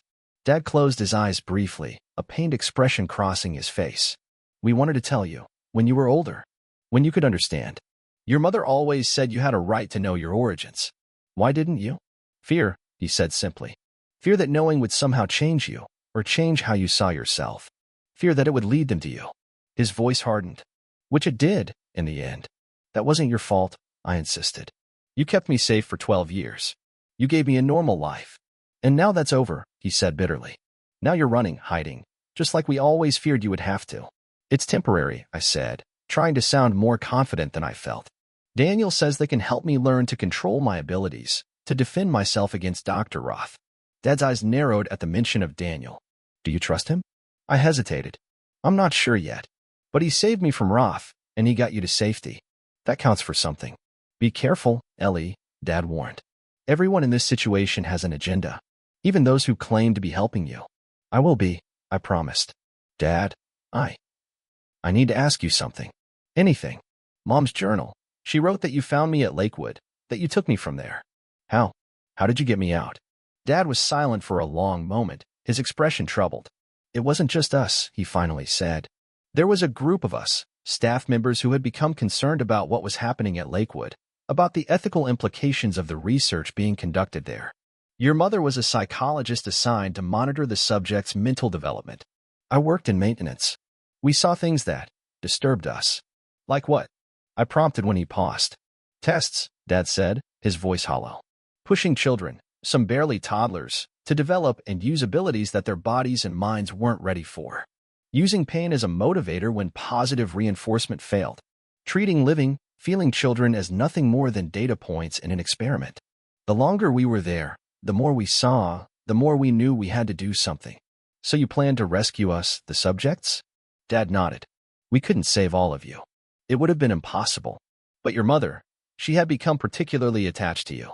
She said there was something special about you, something beyond the abilities they were trying to cultivate. A spark of kindness, of humanity, that none of the other subjects showed as strongly. My throat tightened with emotion. So you took me. We had help, Dad explained. Dr. Huang, though I knew her as Dr. Helen Huang back then, falsified some records, created a distraction. And there was another man, someone high up in the project who had begun to have doubts. He disabled some of the security systems, gave us a window of opportunity. Was that Daniel?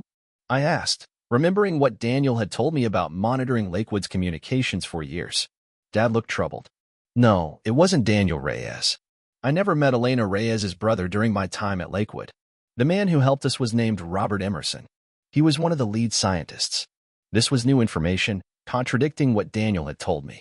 Either Dad was mistaken, or Daniel had lied about his involvement with Lakewood. What happened to this Robert Emerson? I asked. I don't know, Dad admitted. After we escaped with you, we went deep underground. Changed our names, our appearances, moved across the country. We didn't maintain contact with anyone from Lakewood. It was too dangerous. I absorbed this information, trying to reconcile it with what Daniel had told me. There were gaps, inconsistencies that troubled me. Dad, I need to know everything, I said urgently. About Lakewood, about Dr. Roth, about what I am. No more secrets. Dad sighed heavily. There's so much, Ellie. Too much for one conversation. But you're right. You deserve the truth. He glanced at something off-screen, then frowned. They're telling me we need to end the call soon. Security protocols. No. I protested. We've barely talked. I know, sweetheart. I don't like it either. But they assure me we can speak again tomorrow, once they've established a more secure connection. His eyes softened. I love you, Ellie, more than anything in this world. Remember that, no matter what you learn about your past.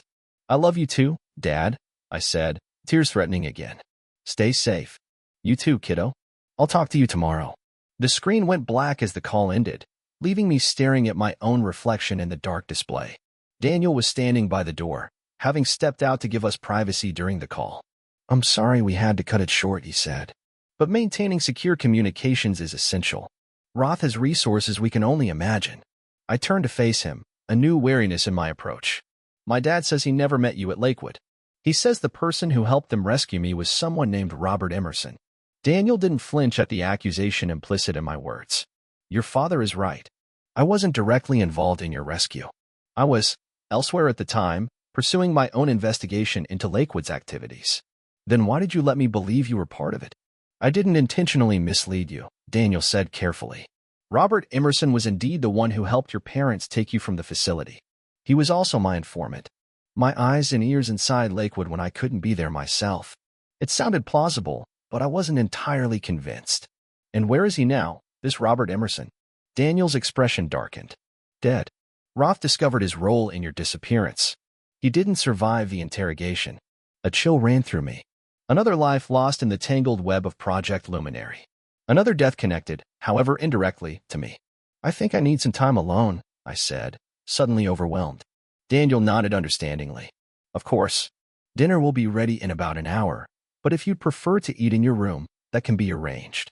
Thanks. I retreated to my assigned bedroom, closing the door firmly behind me. My mind was buzzing with new information, new questions, new doubts. Who could I trust?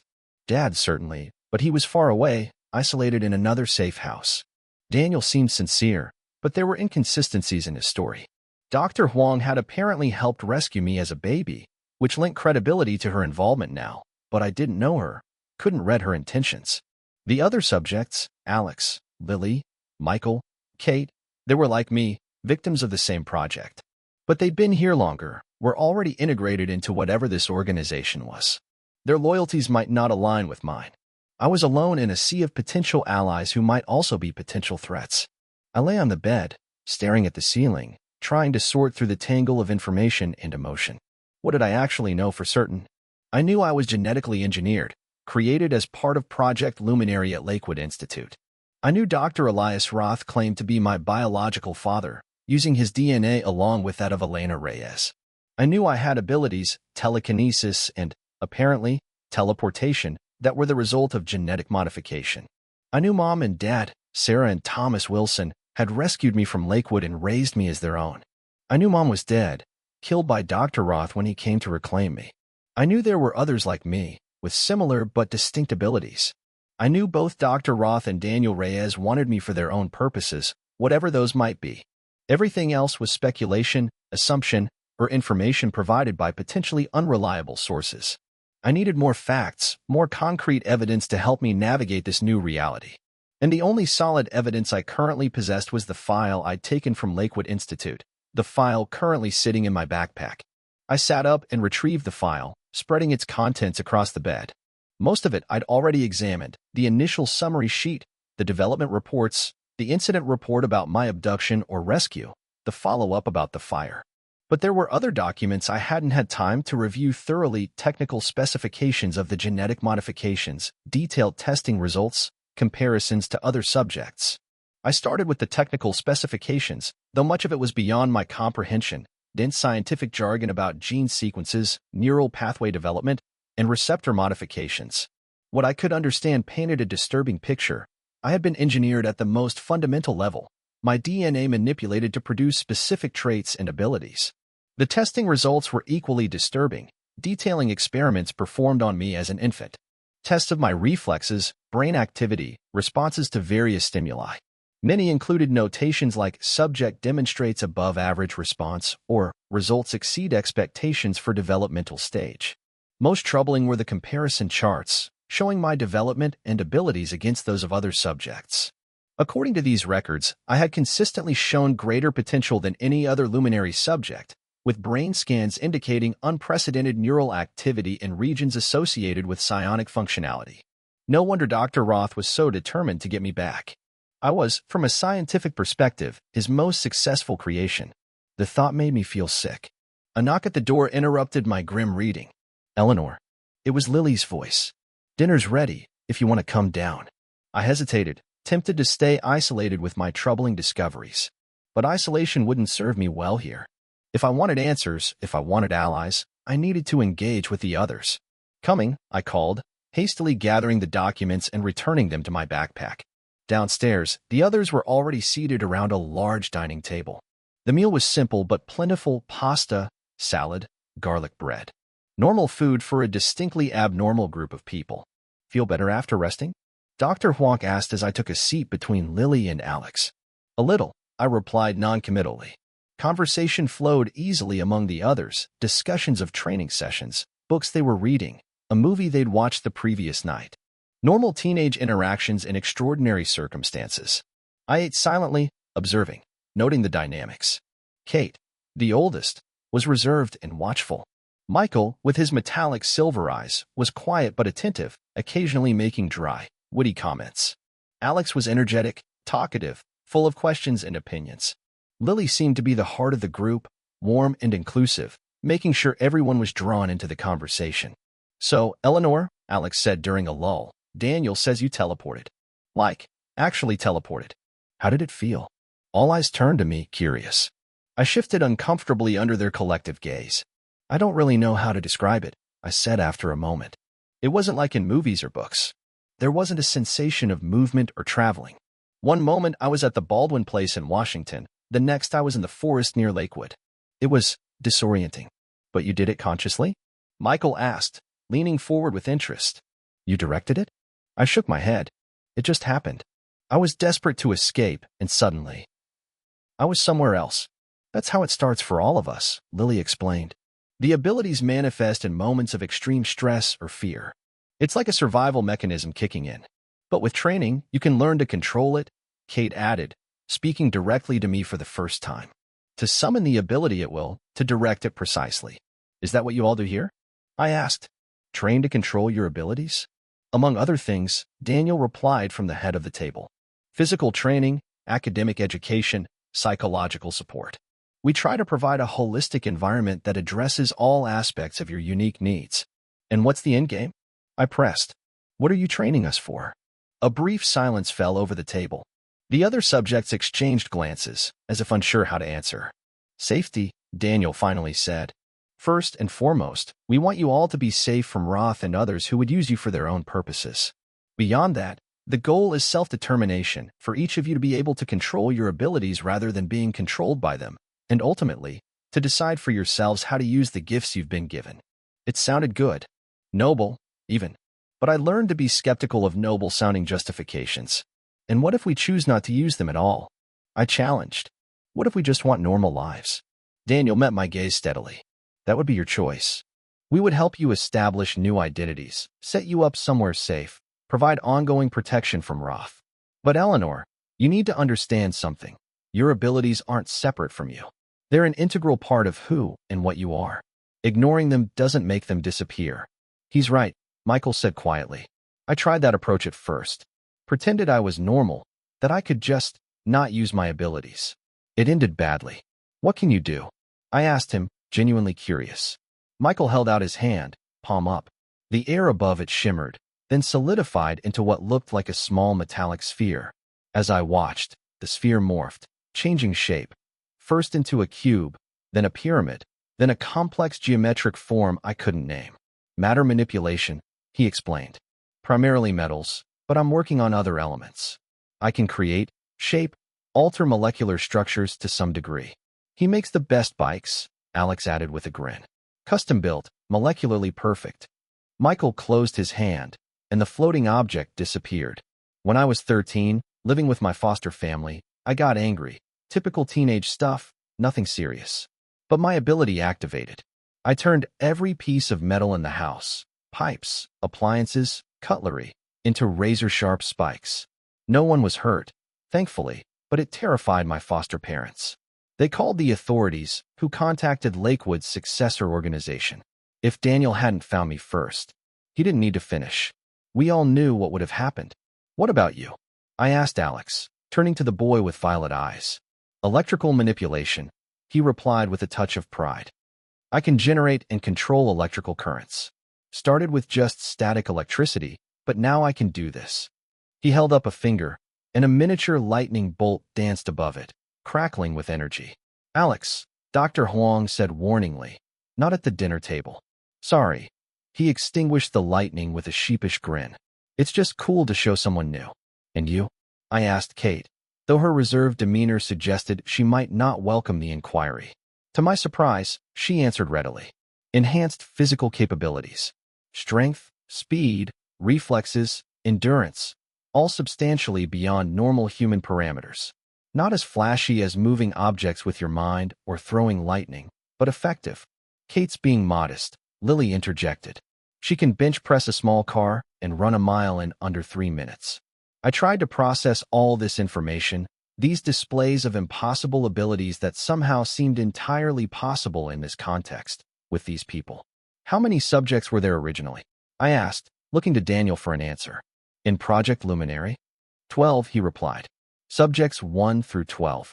Elena Reyes, your biological mother, was Subject 1, the first success after many failed attempts. Some didn't survive infancy. Some were lost in the fire. Currently, we know of 7 survivors, including you.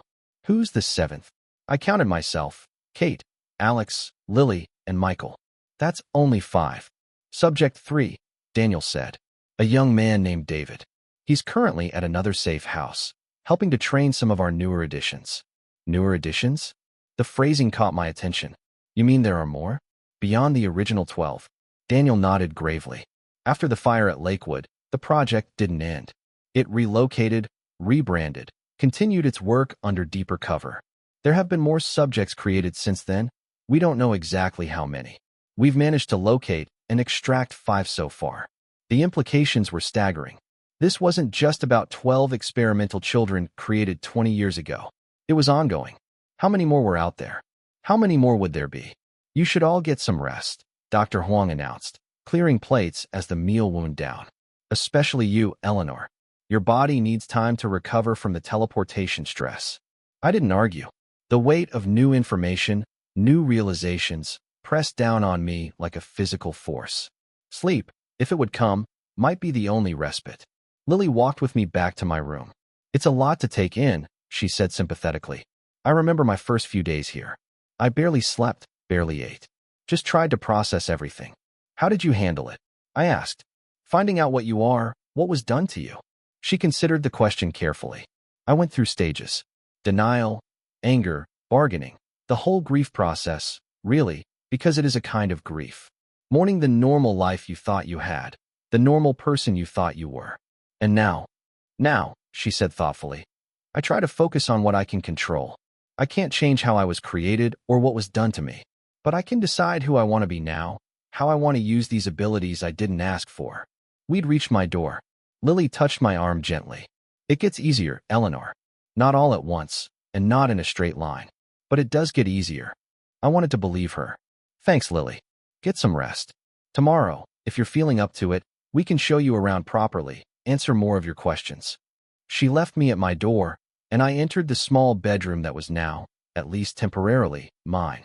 Everything felt surreal, like a vivid, complex dream from which I might wake at any moment, back in my own bed at Grandma's house, with normal concerns like school and friends and which movie to watch on Friday night. But this wasn't a dream.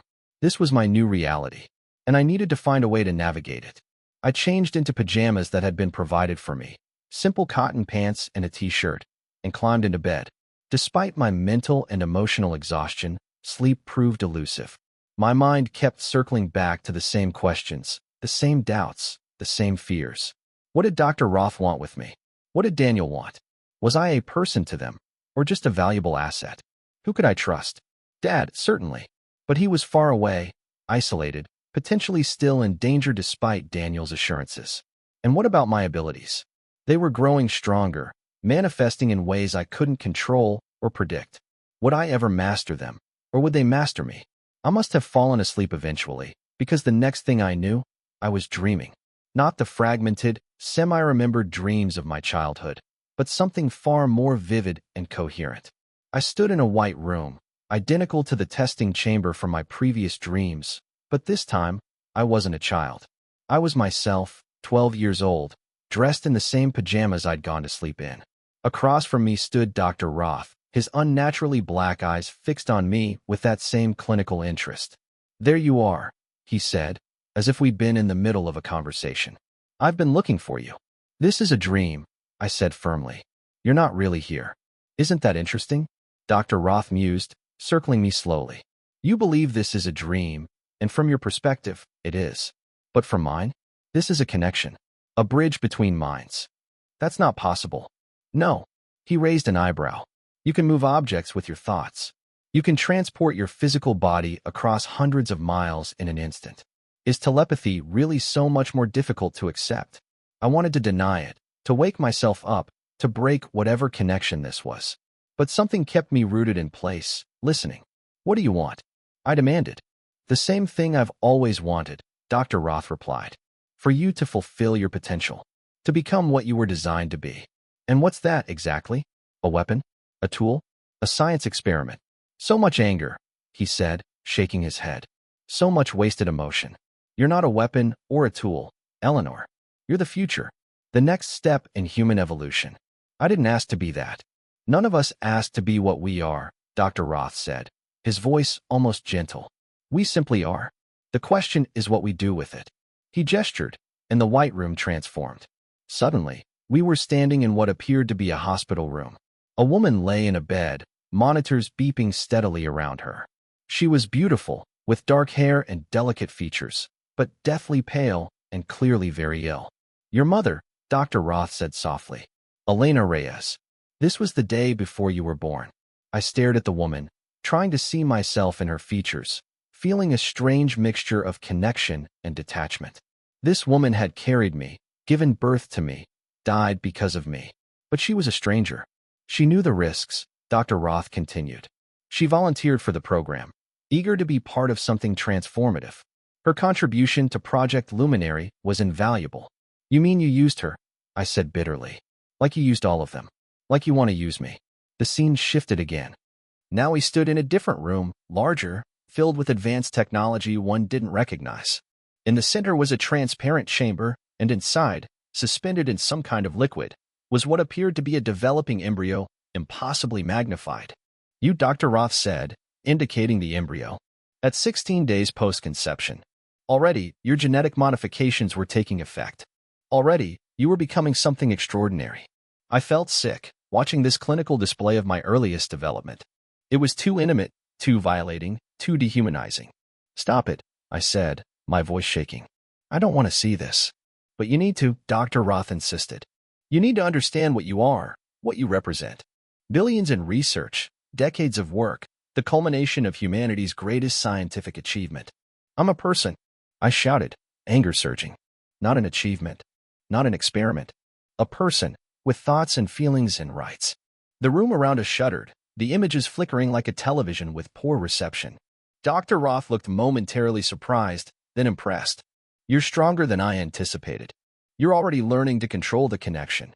Get out of my head, I demanded, focusing all my will on breaking whatever telepathic link he had established. I'll go, he agreed calmly.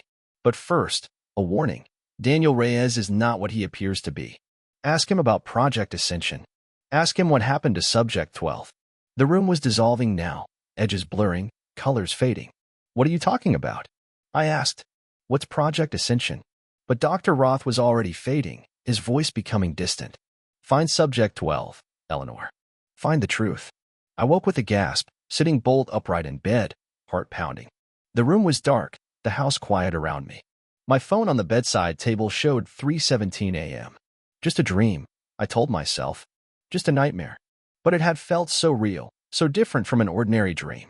The details had been too specific, the conversation too coherent. And those final words lingered, echoing in my mind. Find Subject 12. Find the truth.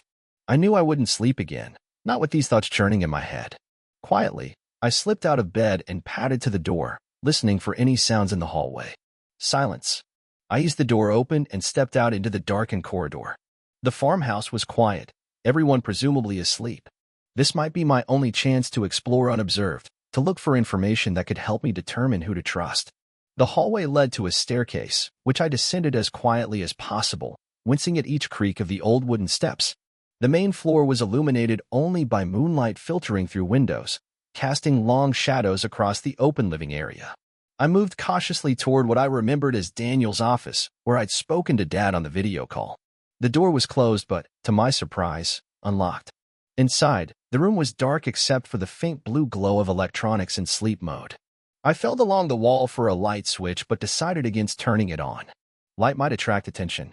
Instead, I used the flashlight function on my phone, keeping the beam low and directed away from the windows. Daniel's desk was neat and organized, a laptop, closed and likely password protected, a few folders, a notepad, and standard office supplies. The walls held bookshelves and framed photographs, some of landscapes, others of people I didn't recognize. I wasn't sure what I was looking for, exactly. Something about Project Ascension, whatever that was. Something about Subject 12, the only luminary subject unaccounted for in Daniel's explanation at dinner. I started with the folders on the desk, opening each carefully and scanning their contents.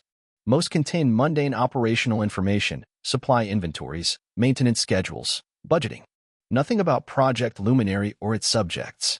The drawers yielded similar results: office supplies, equipment manuals, a first aid kit. Nothing suspicious or revealing. I was about to give up when I noticed a small safe tucked under the desk, partially hidden by the center drawer. It was a digital model with a keypad, securely locked. What would be important enough to keep in a safe? Financial documents? Weapons? Or information someone might not want the subjects to find? I had no way to open it, no skills in safe cracking, no convenient telekinetic ability to manipulate the internal mechanisms. But its very presence was telling. Daniel had secrets, things he kept secured even within this supposedly safe house. A floorboard creaked in the hallway outside the office.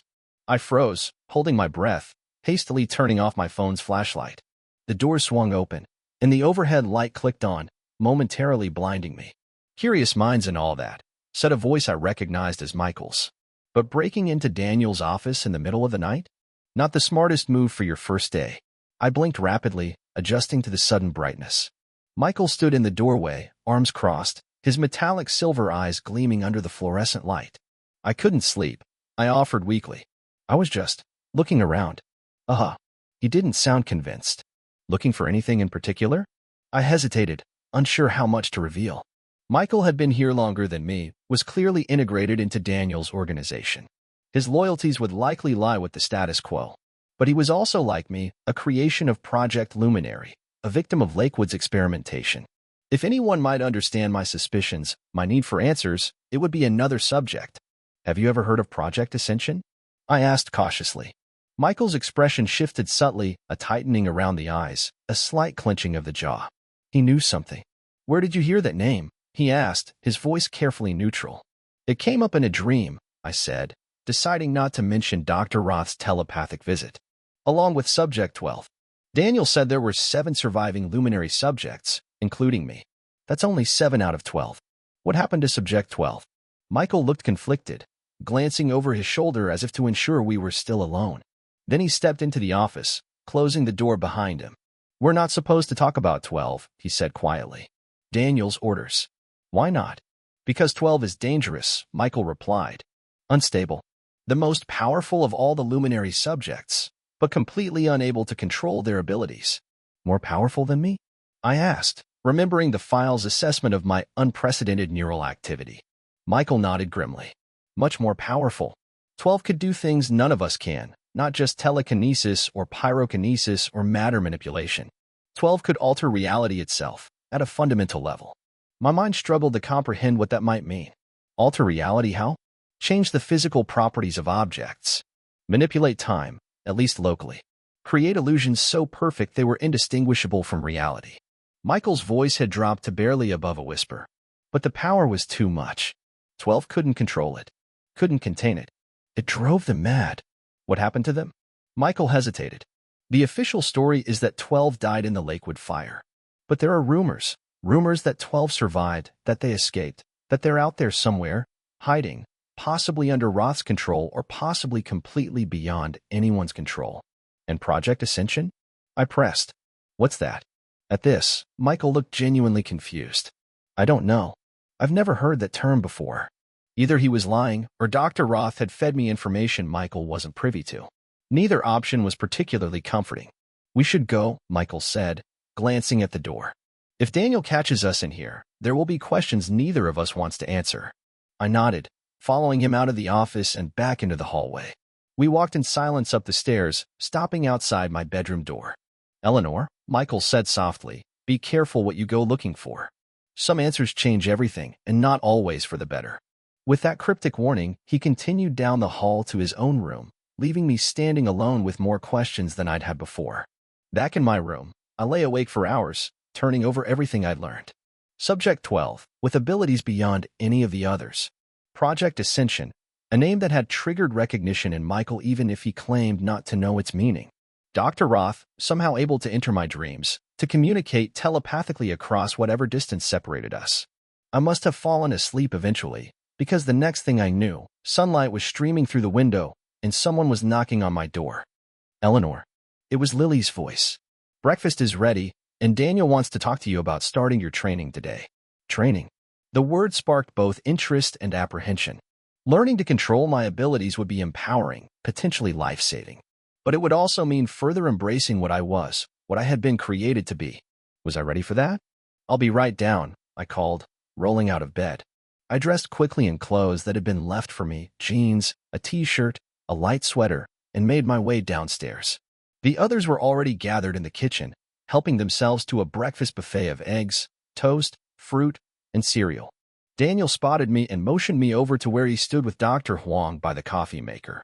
Good morning, Eleanor, he greeted me. I hope you slept well? Well enough, I lied, avoiding Michael's gaze across the room. Lily mentioned something about training? Yes, Daniel confirmed. If you're feeling up to it, we'd like to begin assessing your abilities today. Nothing strenuous, just some basic exercises to establish a baseline. What kind of exercises? I asked warily. Simple telekinesis to start, Dr. Huang explained. Moving objects of varying weights and sizes. If that goes well, we might try more complex tasks, like precision movements or multiple objects simultaneously. And if I don't want to? The question slipped out before I could consider it, a reflexive assertion of autonomy in a situation where I felt increasingly powerless. Daniel and Dr. Huang exchanged a glance. Participation in training is voluntary, Daniel said carefully. But Eleanor, these abilities are part of you. They're manifesting whether you want them to or not. Learning to control them isn't just about developing them further. It's about safety. Your safety and the safety of those around you. He had a point, one I couldn't easily dismiss. The incidents with Dr. Roth had proven that my abilities emerged under stress, without conscious direction. If I couldn't control them, they might control me. Fine, I agreed reluctantly. But I want to talk to my dad again first. You promised daily calls. Of course, Daniel nodded. We'll set up a secure connection after breakfast. I filled a plate and joined the others at the large dining table. The conversation flowed around me, training schedules, a supply run to the nearest town, someone's birthday approaching. Normal life in an extraordinary context. After breakfast, as promised, Daniel led me to his office for another video call with Dad. This time, I was careful to observe the setup, noting the encryption software Daniel used and the routing system that apparently bounced the signal through multiple servers. Dad looked better than he had the previous day, less haggard, more rested. He was in what appeared to be a cabin, rustic but comfortable. Ellie, he said warmly as my face appeared on his screen. How are you holding up? I'm okay, I said, honestly this time. They want me to start training today. To learn to control my abilities. Dad nodded, his expression a mixture of resignation and concern. That's probably for the best. Your mother and I always worried about what would happen when your abilities began to manifest more strongly. We had no way to help you with that aspect of your development. Did you know? I asked. About what I could do, what I was designed for? We knew some of it, Dad admitted. Your file at Lakewood detailed the genetic modifications, the projected abilities. But knowing something in theory is very different from seeing it in reality. He smiled sadly. The first time you had a tantrum and your stuffed animals started floating around the room, your mother and I realized we were in entirely uncharted territory. Why didn't you tell me? We were afraid, Dad said simply. Afraid it would change how you saw yourself. Afraid it would somehow trigger more abilities. Afraid it would lead Roth to you. And selfishly, perhaps, we wanted you to have a normal childhood for as long as possible. I could understand that, even if I didn't fully agree with the decision. They had done what they thought was best, acting out of love and protective instinct. Dad, I said, leaning closer to the screen, what happened to Subject 12? Dad's eyes widened in surprise. Where did you hear about 12? I avoided a direct answer. Daniel mentioned there were 12 original subjects. I'm just trying to understand what happened to all of them. Dad looked troubled. 12 was different, even by luminary standards. The modifications were more extensive, more experimental. The results were unstable. Unstable how? 12's abilities were too powerful, too varied, and completely unpredictable, Dad explained. One day, they manifested telekinesis stronger than anything recorded in other subjects. The next day, it might be pyrokinesis, or something entirely new. Control was minimal at best. So what happened to them? Dad hesitated. Officially, 12 died in containment before the fire. A massive neurological event. Essentially, their brain couldn't handle the power it was channeling. But there were rumors. That 12 survived? That they escaped? Dad looked surprised again. You've been talking to someone. Who? Just piecing things together, I said vaguely. Dad, do you know anything about something called Project Ascension? The change in Dad's expression was immediate and alarming. The color drained from his face, and for a moment, he seemed unable to speak. Where did you hear that name? He finally asked, his voice barely above a whisper. It came up, I said, increasingly concerned by his reaction. What is it? Dad glanced over his shoulder, as if checking whether he was being observed, then leaned closer to the camera.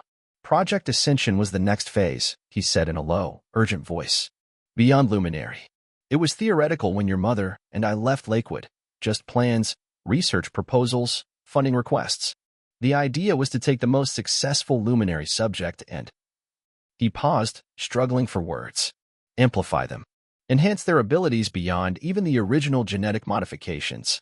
How? I pressed, a sick feeling growing in my stomach. Neural implants. Pharmaceutical enhancements. Further genetic manipulation. Things that couldn't be done to an embryo but could be implemented in an adolescent subject. Dad's expression was grim. It was Roth's obsession. He believed he could create a being with near-godlike powers, abilities that would transcend all human limitations. Using one of us. One of the luminary subjects. Dad nodded. That was the plan. But it was just theoretical when we left.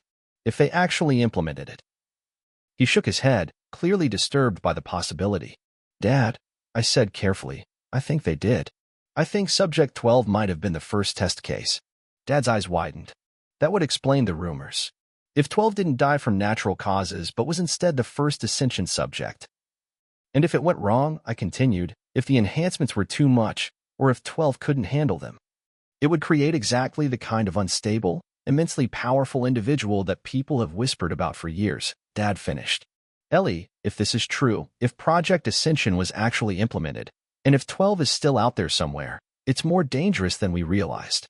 And if Dr. Roth finds me, I said slowly, he might want to use me for the same purpose. The next Ascension subject. Dad nodded grimly. You were always his pride and joy, his most successful creation. If he still believes in Ascension. A noise from outside the office, footsteps approaching, caught my attention. Someone's coming, I whispered. Dad, I need to go. But I'll talk to you tomorrow, okay?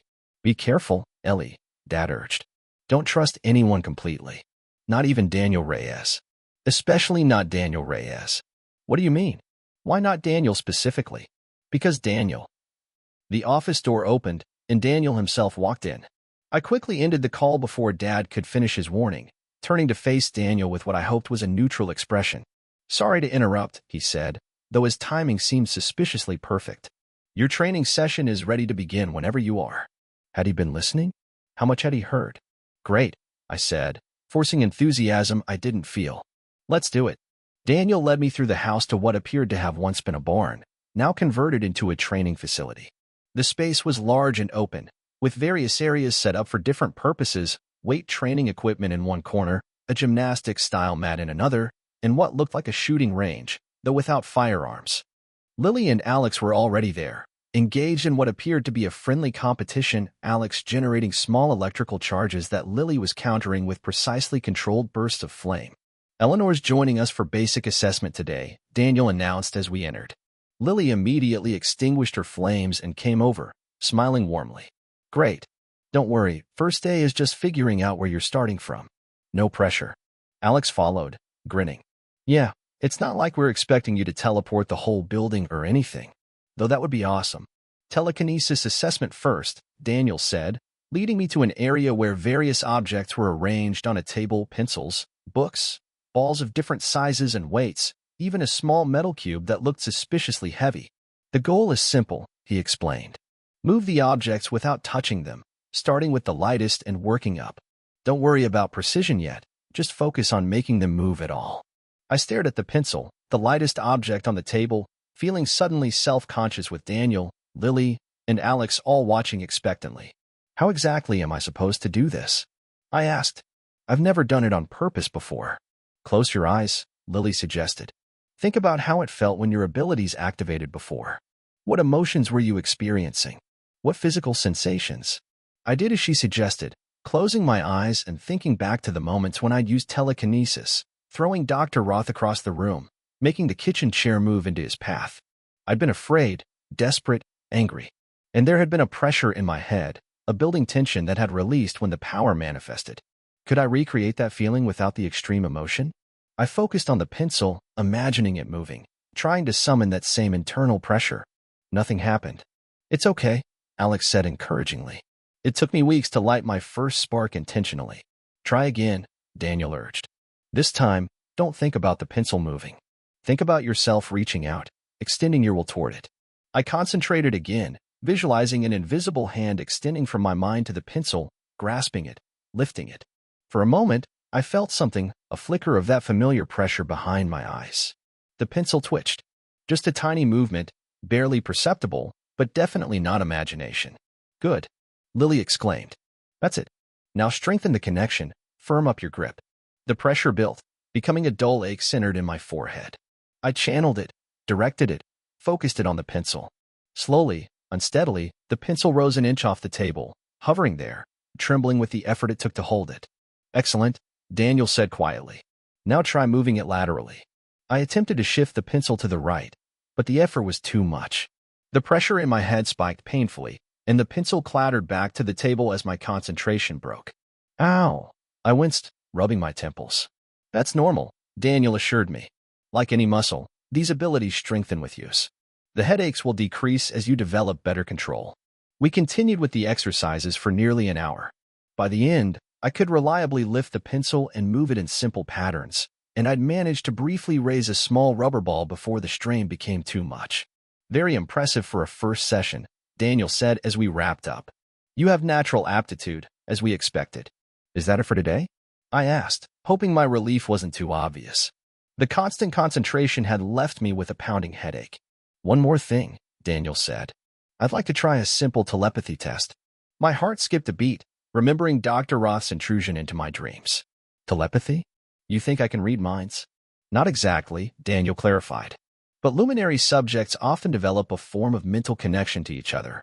It can be as simple as sensing another subject's presence or as complex as direct thought communication. I'd like to see if you can sense Lily or Alex. How would I do that? Sit across from Lily, Daniel instructed. Both of you close your eyes. Lily will project a simple image, a color, a shape, something basic. You try to receive it. I seated myself across from Lily, skeptical but curious. She smiled reassuringly. Don't worry if nothing happens, she said. It took me ages to develop any telepathic sensitivity. We closed our eyes. I tried to empty my mind, to create a receptive space for whatever Lily might be projecting. For several minutes, there was nothing, just the darkness behind my eyelids and the continuing throb of my headache. Then, faintly, I began to sense something. Not an image, exactly, but a feeling, an impression of warmth, heat. The color red. Red, I said aloud, opening my eyes. You're thinking of the color red. Lily's eyes flew open, her expression surprised. Yes, that's exactly it. Daniel looked pleased but not surprised. Let's try again. Alex, you project this time. Alex took Lily's place, sitting across from me with a mischievous grin. Ready to read my mind? 11? Just project the image, Alex, Daniel said with a touch of exasperation. We closed our eyes again. This time, the sensation came faster, a tingling, a crackling feeling. The image of lightning, of electricity. Lightning, I said. Or some kind of electrical discharge. Close, Alex said when I opened my eyes. I was thinking of a thunderstorm, but focusing on the lightning part. One more, Daniel said. I'll project this time. I hesitated, suddenly wary. If I could form this kind of connection with Daniel, could he access my thoughts? Could he discover what Dad had been about to tell me about him? I'm pretty tired, I said, rubbing my temples for emphasis. The headache is getting worse. Just one more try, Daniel insisted. It's important to understand the full range of your abilities. Reluctantly, I closed my eyes again. Daniel sat across from me, silent, focused. At first, there was nothing. Then, gradually, I began to sense something different from the previous attempts. Not an image or a sensation, but a presence. A consciousness, vast and complex, brushing against my own. And with it came a flood of impressions, too fast to fully comprehend, too numerous to track. Glimpses of places I'd never been, people I'd never met, events I'd never witnessed. A laboratory, different from Lakewood, more modern, more secretive. A child with glowing orange eyes, screaming as machines monitored their brain activity. A meeting room, where Daniel argued passionately with people in lab coats. A hospital room, where a woman who looked like an older version of me lay dying. The connection broke suddenly, leaving me gasping, disoriented. What did you see? Daniel asked sharply. I struggled to process the jumble of images, unsure what was significant, what was real, and what might have been deliberately shown to manipulate me. Nothing clear. I lied. Just feelings. Confusion. Too many things at once. Daniel studied me intently, as if trying to determine whether I was being truthful. Finally, he nodded. That's enough for today, he decided. You've done remarkably well for a first session. We'll continue tomorrow, after you've had time to rest. He left the training area, leaving me with Lily and Alex, who immediately crowded around with questions and congratulations. That was amazing for a first try, Lily enthused. It took me weeks to pick up even simple projections. And moving the pencil on your first attempt? Alex added. Seriously impressive. You really are as powerful as they said. Their excitement was genuine, their admiration real. But I couldn't shake the unease that had settled over me after the telepathic connection with Daniel. Those images, what did they mean? Were they memories? Plans? Warnings? And what had Dad been about to say about Daniel when we were interrupted? I made it through the remainder of the day on autopilot, lunch with the others, a tour of the grounds with Lily, dinner, casual conversation in the living room afterward. All the while, my mind was racing, piecing together fragments, looking for patterns. Project Ascension. Subject 12. Daniel Reyes. Dr. Elias Roth. They were all connected somehow, all part of a puzzle I was just beginning to understand. That night, I waited until the house was quiet, everyone presumably asleep, before slipping out of my room again. This time, I didn't head for Daniel's office. Instead, I made my way to Dr. Huang's medical office, where she had examined me upon arrival. If anyone had records, data, information about Project Luminary and its subjects, it would be the physician responsible for our care. The medical office was locked, but the lock was simple, a basic doorknob mechanism rather than the digital security of Daniel's safe.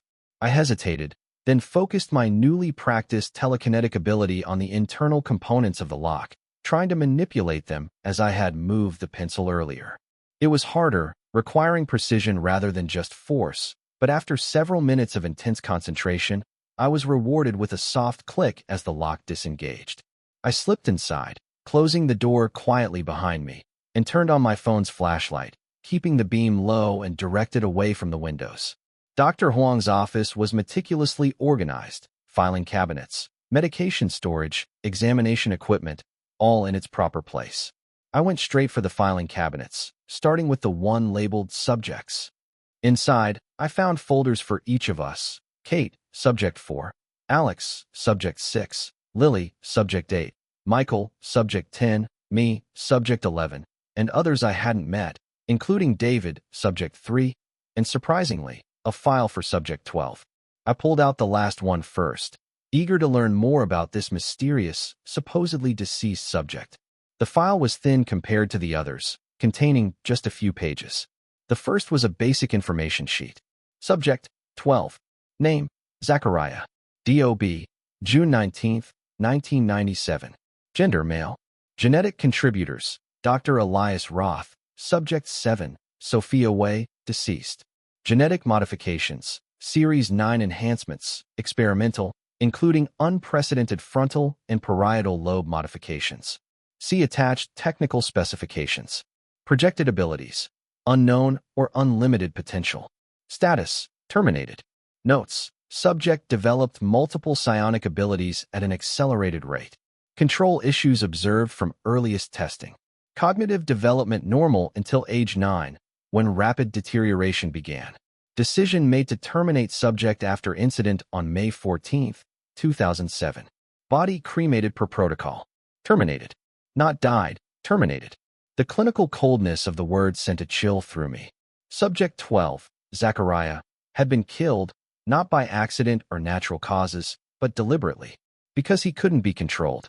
But if that was true, why the rumors about him still being alive? Why the whispers about his escape? I turned to the next page, which detailed the incident referenced in the notes. Incident report, May 14, 2007. Subject 12 exhibited extreme psionic activity during standard assessment. Containment measures failed. Subject destroyed testing chamber and injured 3 staff members before being subdued with experimental neural inhibitor. Subject subsequently exhibited signs of complete cognitive collapse.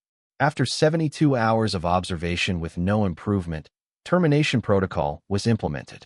Supervising physician, Dr. Elias Roth. Witness, Dr. Helen Wang. Dr. Wang, Dr. Huang's former name, according to what Dad had told me. She had been there when Subject 12 was terminated. She had witnessed it. The final page was a termination certificate, signed by Dr. Roth and Dr. Wang, officially documenting the death of Subject 12. It looked legitimate, complete with official Lakewood Institute letterhead and a stamped seal. So why the rumors? Why the fear? Why was everyone still talking about Subject 12 as if he might be out there somewhere? I replaced his file and pulled out my own, curious to see what information Dr. Huang had about me. The file was much thicker, filled with both original Lakewood documents, presumably copied before my rescue, and more recent observations since my arrival at the safe house.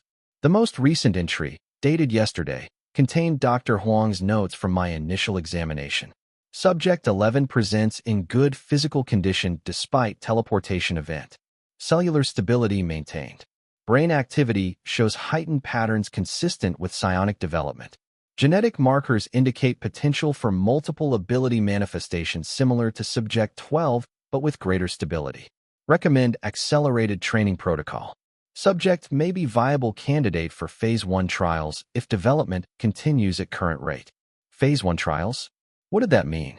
I flipped back through the file, looking for any reference to this term, and found it in several places, always in Dr. Huang's handwriting, always paired with phrases like monitor for eligibility or potential candidate.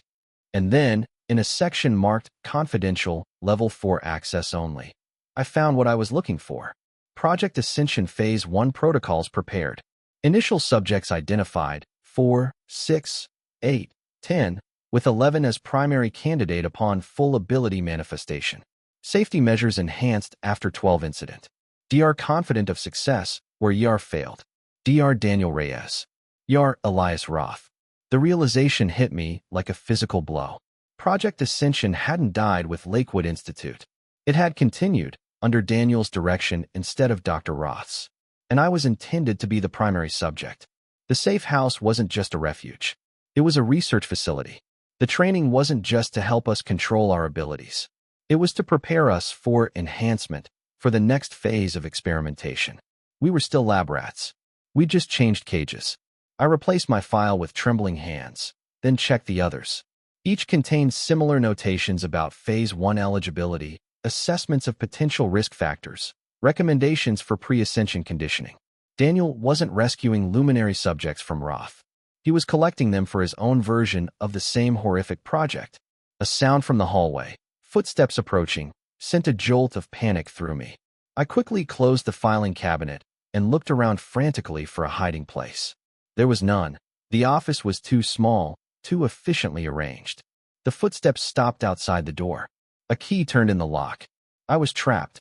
In desperation, I focused on the newly awakened power within me, the ability that had transported me from Washington to Lakewood Institute. I had no idea how to control it, how to direct it, but I knew it responded to fear and need. And right now, both were coursing through me in overwhelming waves. Take me to Dad, I thought desperately. Wherever he is, whatever safe house they've put him in, take me there. The pressure built in my head, excruciating, blinding. The world around me began to blur, to dissolve at the edges. The door opened. Dr. Huang stood there, her expression changing from surprise to alarm as she registered what was happening. "Eleanor, wait," she called, rushing forward. "You don't understand." But it was too late. The office, Dr. Huang, the safe house, all vanished as the world collapsed into a single point of darkness, then expanded again into somewhere entirely new. I fell to my knees on rough wooden floorboards, gasping, disoriented. The teleportation had worked, but the effort left me weak, trembling, my head pounding with the worst pain I'd ever experienced. "Ellie," a familiar voice exclaimed in shock. "Oh my God, Ellie." I looked up to see Dad rushing toward me, his face a mask of concern and disbelief. We were in what appeared to be a small cabin, rustic but comfortable, with a wood-burning stove, simple furniture, and a wall of windows overlooking dense forest. "Dad," I managed, my voice weak. "They're all lying. Daniel, Dr. Huang, all of them. Project Ascension isn't Roth's project, it's Daniel's. They're going to use me, use all of us, just like Lakewood did." Dad helped me to a chair, his expression grim. "I was afraid of this. I've been piecing it together from things I've overheard from my protectors here. Daniel and Roth were colleagues once, partners in Project Luminary. But they had a falling out over methodology, not ethics. They both wanted the same thing. They just disagreed on how to achieve it. We have to stop them," I said urgently. "We have to warn the others. Alex, Lily, all of them. They think they're safe, that they're being helped, but they're just test subjects for a new round of experiments." "How did you get here?" Dad asked, handing me a glass of water. "Did they let you come?" I shook my head, wincing at the movement. "I teleported. Like before. I was in Dr. Huang's office, looking at files, and she was about to catch me. I focused on finding you, and here I am." Dad looked impressed despite his concern. "Remarkable. The ability is growing stronger, more controlled. Which is exactly why they want me," I said bitterly. "I'm the primary candidate for Phase 1 trials, whatever those are." Dad's expression darkened. "We need to leave. Both of us. Now, if you were at the Idaho safe house, this cabin is less than 100 miles away. They'll check here first when they realize you're gone. Where will we go?" "I don't know yet," Dad admitted. but anywhere is better than here. We'll figure it out on the road. He moved quickly around the cabin, gathering essentials, a backpack, a jacket, a wallet, keys. There's a car in the garage. We'll head east, into the mountains. There are small towns where we can disappear for a while, plan our next move. I stood up, still shaky but determined. What about the others? We can't just leave them there, not knowing what's planned for them. Dad paused, considering. You're right. But warning them will have to wait until we're safe ourselves. We can't help anyone if Daniel's people recapture us. He was right, of course. Strategic retreat now, rescue mission later. But the thought of Lily, Alex, Michael, even Kate, unknowingly submitting to training that was really preparation for experimental procedures, it made me sick. Let's go, Dad said, heading for the door. We need to be miles away before they realize you're. He froze, hand on the doorknob, as a vehicle's headlights swept across the cabin windows. The crunch of tires on gravel, the sound of car doors opening and closing. Too late, Dad said grimly, backing away from the door. They're here. Fear spiked through me, followed by determination. I wasn't going back. I wasn't going to be anyone's experiment, anyone's weapon, anyone's enhanced subject. We need another way out, I said, looking around frantically. Is there a back door? Through the kitchen, Dad pointed. But they'll have the cabin surrounded. Standard protocol for these safe houses. He was right. Through the windows, I could see shadowy figures moving around the cabin, positioning themselves at every potential exit. We were trapped. Ellie, Dad said urgently, you need to teleport again. Get out of here. Go somewhere safe. I'm not leaving you. I protested. You have to, he insisted. I'll be okay. Daniel won't hurt me. I'm just leverage to him, a way to control you. But you have to escape, to find help. Help from who? Everyone involved in this is either with Daniel or with Dr. Roth. My voice rose in frustration and fear. A sharp knock on the door silenced us both. Thomas Wilson called a voice I recognized as Daniel's. We know Eleanor is in there with you. Please open the door so we can talk calmly about this situation. Dad grabbed my shoulders, his expression intense. Listen to me, Ellie. There's one person who might help us. Someone who was involved in the original Project Luminary but got out, like your mother and I did. His name is Robert Emerson. The scientist who helped you rescue me? I whispered. Dad nodded. Last I heard, he was living under a new identity in Canada. Montreal. The name is Nathan Ellis. Find him. Tell him what's happening. He'll know what to do. Dad, I don't know if I can control the teleportation, I admitted.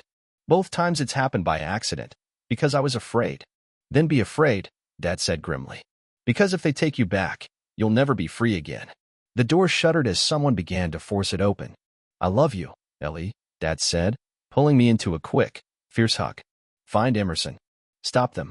I love you too, Dad, I whispered, tears streaming down my face. The door burst open. Daniel stood there, flanked by two men I didn't recognize, both holding what looked like the same neural inhibitor device Dr. Roth had used on me. Eleanor, Daniel said, his voice unnaturally calm. That was an impressive display of your abilities. But it's time to come back now. We have much to discuss. Stay away from me, I warned, backing up. I know what Project Ascension is. I know what you're planning to do to me, to all of us. Daniel sighed, looking genuinely regretful. You've misunderstood. Project Ascension isn't what Roth intended it to be. My version is voluntary, safe, controlled. An opportunity, not a sentence. Liar, I spat. I saw the files. You labeled us as subjects and candidates. We're still just experiments to you. Eleanor, please, Daniel stepped forward, hands raised placatingly. Let me explain. There's so much you don't understand. I understand enough, I said, the familiar pressure building in my head, the precursor to either telekinesis or teleportation. I'm not going back. And you're not going to hurt any more children in the name of science or progress or whatever justification you've invented. No one's being hurt, Daniel insisted. The enhancements are beneficial, voluntary. Ask Kate. Ask David. They've already begun the process. That stopped me cold. What? Phase 1 trials began 6 months ago, Daniel explained, taking advantage of my shock to step closer. Completely successful. Enhanced abilities, no negative side effects. Kate and David both volunteered. Why would they agree to that? Because they understand what's at stake, Daniel said. The potential. The future. Not just for themselves, but for humanity. It was the same rhetoric Dr. Roth had used in my dream. Evolution, potential, the future of humanity. Different speaker, same script. No, I said firmly, my resolve hardening. I don't believe you. And even if Kate and David did volunteer, it doesn't make it right. It doesn't make it ethical. You're still manipulating children into being your test subjects. Daniel's expression changed, hardening. I had hoped you would understand, would join us willingly. But if necessary, we can proceed without your cooperation. He nodded to the men beside him, who raised their neural inhibitors. Dad moved then, throwing himself at Daniel with surprising speed and force, knocking him backward into his men. "Run, Ellie," he shouted. I didn't run. Instead, I reached for the power building inside me, focused it on the neural inhibitors. With a surge of telekinetic energy that sent a spike of pain through my skull, I ripped the devices from the men's hands and sent them flying across the room, where they shattered against the wall. Daniel recovered quickly, shoving Dad aside and lunging for me. Enough. This ends now. Yes, I agreed, the pressure in my head reaching critical mass. It does. I focused all my will, all my fear and anger and determination on a single thought: Montreal. Robert Emerson. Nathan Ellis. Daniel's hand closed around my wrist just as the world began to dissolve around me.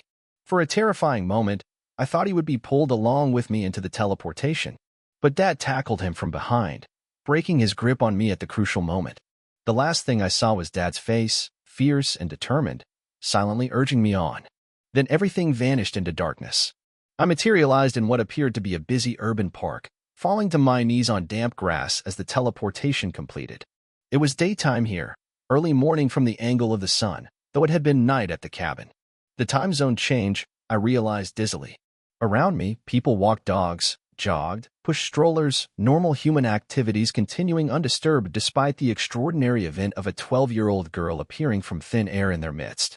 Either no one had noticed my arrival or urban dwellers were simply skilled at ignoring the unusual. I staggered to my feet, fighting waves of nausea and disorientation. The teleportation had taken even more out of me this time, perhaps because of the greater distance or because I'd attempted to direct it to a specific destination. Had it worked? Was this Montreal? And if so, how would I ever find one man in a city of millions, especially a man living under an assumed identity? First things first. I needed to orient myself, figure out exactly where I was. And I needed help. I was 12 years old, alone in what might be a foreign country, with no money, no identification, and no real plan beyond find Robert Emerson. I approached a woman walking a small dog, hoping I didn't look as desperate and disheveled as I felt. "Excuse me," I said politely, "could you tell me where I am?" I got a bit turned around. The woman eyed me suspiciously. "You're in La Fontaine Park," she replied in accented English. "In Montreal." Relief flooded through me. The teleportation had worked.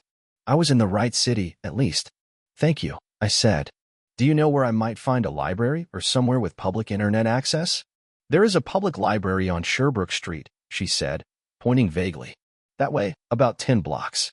I thanked her again and set off in the indicated direction, moving as quickly as my exhausted body would allow.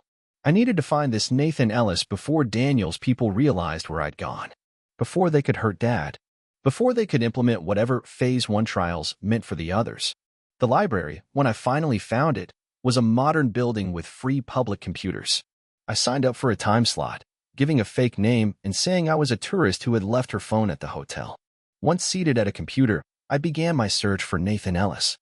There were several in the Montreal area, according to online directories, but I had no way of knowing which might be Robert Emerson. I needed more information, something specific to narrow down the possibilities. What did I know about Robert Emerson? He had been a scientist at Lakewood Institute. He had helped Mom and Dad rescue me. He had apparently had a change of heart about Project Luminary, enough to risk his career and possibly his life to undermine it. On a hunch, I searched for Robert Emerson Lakewood Institute. Nothing useful came up, just scattered references to unrelated people and places. I tried Robert Emerson geneticist, Robert Emerson research, Robert Emerson scientist disappeared, each search yielding either too many results or none at all. Then I had another thought. What if he had maintained his scientific career, just under his new name? I searched for Nathan Ellis geneticist Montreal. And there he was, Nathan Ellis, Ph.D., professor of genetic engineering at McGill University. His faculty photo showed a man in his late 50s or early 60s, with steel gray hair and serious eyes behind wire-rimmed glasses. Nothing about him seemed immediately familiar, but something in his expression, a certain intensity, a watchfulness, resonated with me. This was him. I was certain of it. The faculty page listed an office address and email, but no phone number. I needed to speak to him immediately, not wait for an email response or try to find my way to the university. I returned to the search page and typed Nathan Ellis McGill University home address. Nothing, of course. That would have been too easy. But there was an article about a recent academic award, which mentioned Ellis living in the Plateaumont Royal neighborhood. It wasn't much, but it was something. I checked the time. My session on the computer was almost up. Quickly, I memorized Ellis's office address at McGill and the general location of the Plateaumont Royal neighborhood. It wasn't much to go on, but it was better than nothing. Outside the library, I considered my options. I could try to find Ellis's office at the university, but it was Saturday, he might not be there. I could try to search the Plateau neighborhood, but that was impractical without a specific address. Or I could try something else entirely. Finding a quiet corner in a small park near the library, I sat on a bench and closed my eyes. I focused on the image of Nathan Ellis from his faculty photo, concentrating on it with all my will. Then I reached for that strange mental connection I'd experienced during the telepathy exercises with Lily, Alex, and Daniel. Robert Emerson, I projected mentally. I need your help. My name is Eleanor Wilson, Sarah and Thomas Wilson's daughter. Subject 11 from Lakewood Institute.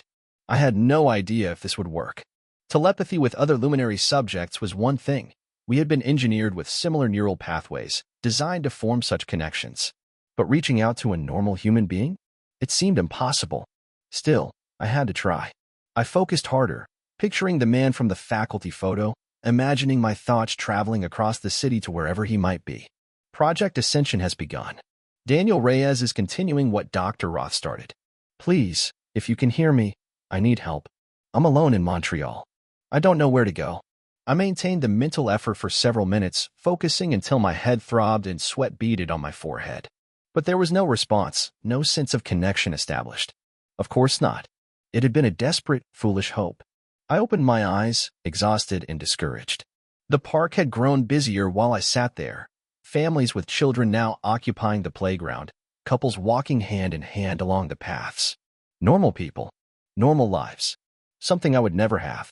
With no better option, I decided to try Ellis's office at McGill University.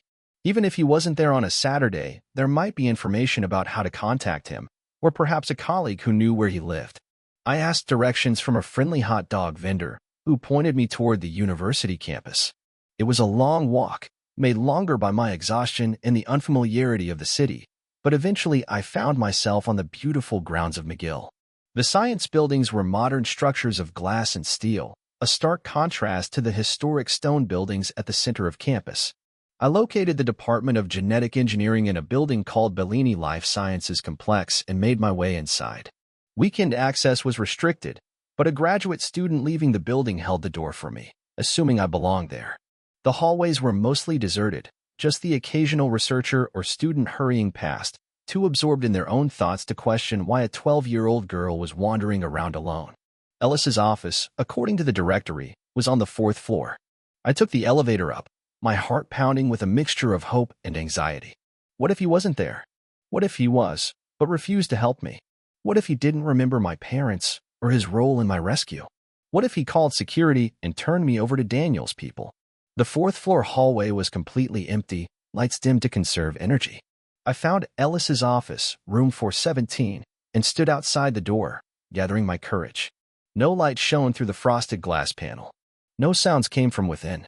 He wasn't there. Still, I had come this far. I knocked, softly at first, then more firmly when there was no response. Nothing. I tried the handle. Locked, of course. Disappointment washed over me. I had pinned so much hope on finding Ellis, on him being the answer to this impossible situation. Now I was back at square one, alone in a strange city, with no plan and no allies. I slumped against the wall beside Ellis's door, sliding down until I sat on the floor, knees drawn up to my chest. What now? Where could I go? How could I help Dad, help the others, when I couldn't even help myself? Are you looking for Dr. Ellis? I looked up to see a young woman in a lab coat, keys in hand, watching me with mild curiosity. Yes, I admitted, scrambling to my feet. It's important. Do you know where I might find him today? She shook her head. He's at a conference in Toronto until Monday. Is there something I can help you with? I'm his research assistant. It's personal, I said. A family matter.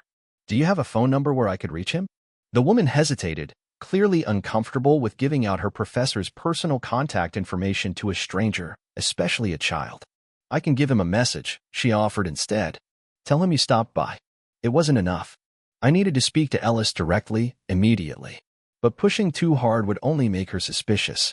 That would be great, I said, forcing a smile. Could you tell him that Eleanor Wilson needs to speak with him as soon as possible? It's about Lakewood. The change in the woman's expression was subtle but unmistakable, a slight widening of the eyes, a tightening of the lips. She recognized the name. Or at least, she recognized Lakewood. I'll let him know, she said, her voice carefully neutral now. Is there a number where he can reach you? I shook my head. I don't have a phone right now. But I'll come back tomorrow to check if he's responded. She nodded, watching me with new intensity as I walked away toward the elevator. I could feel her eyes on my back, and as soon as I turned the corner, I heard the rapid click of her heels on the tile floor, followed by the sound of a door opening and closing. Ellis's office door, unlocked with the key she'd been holding.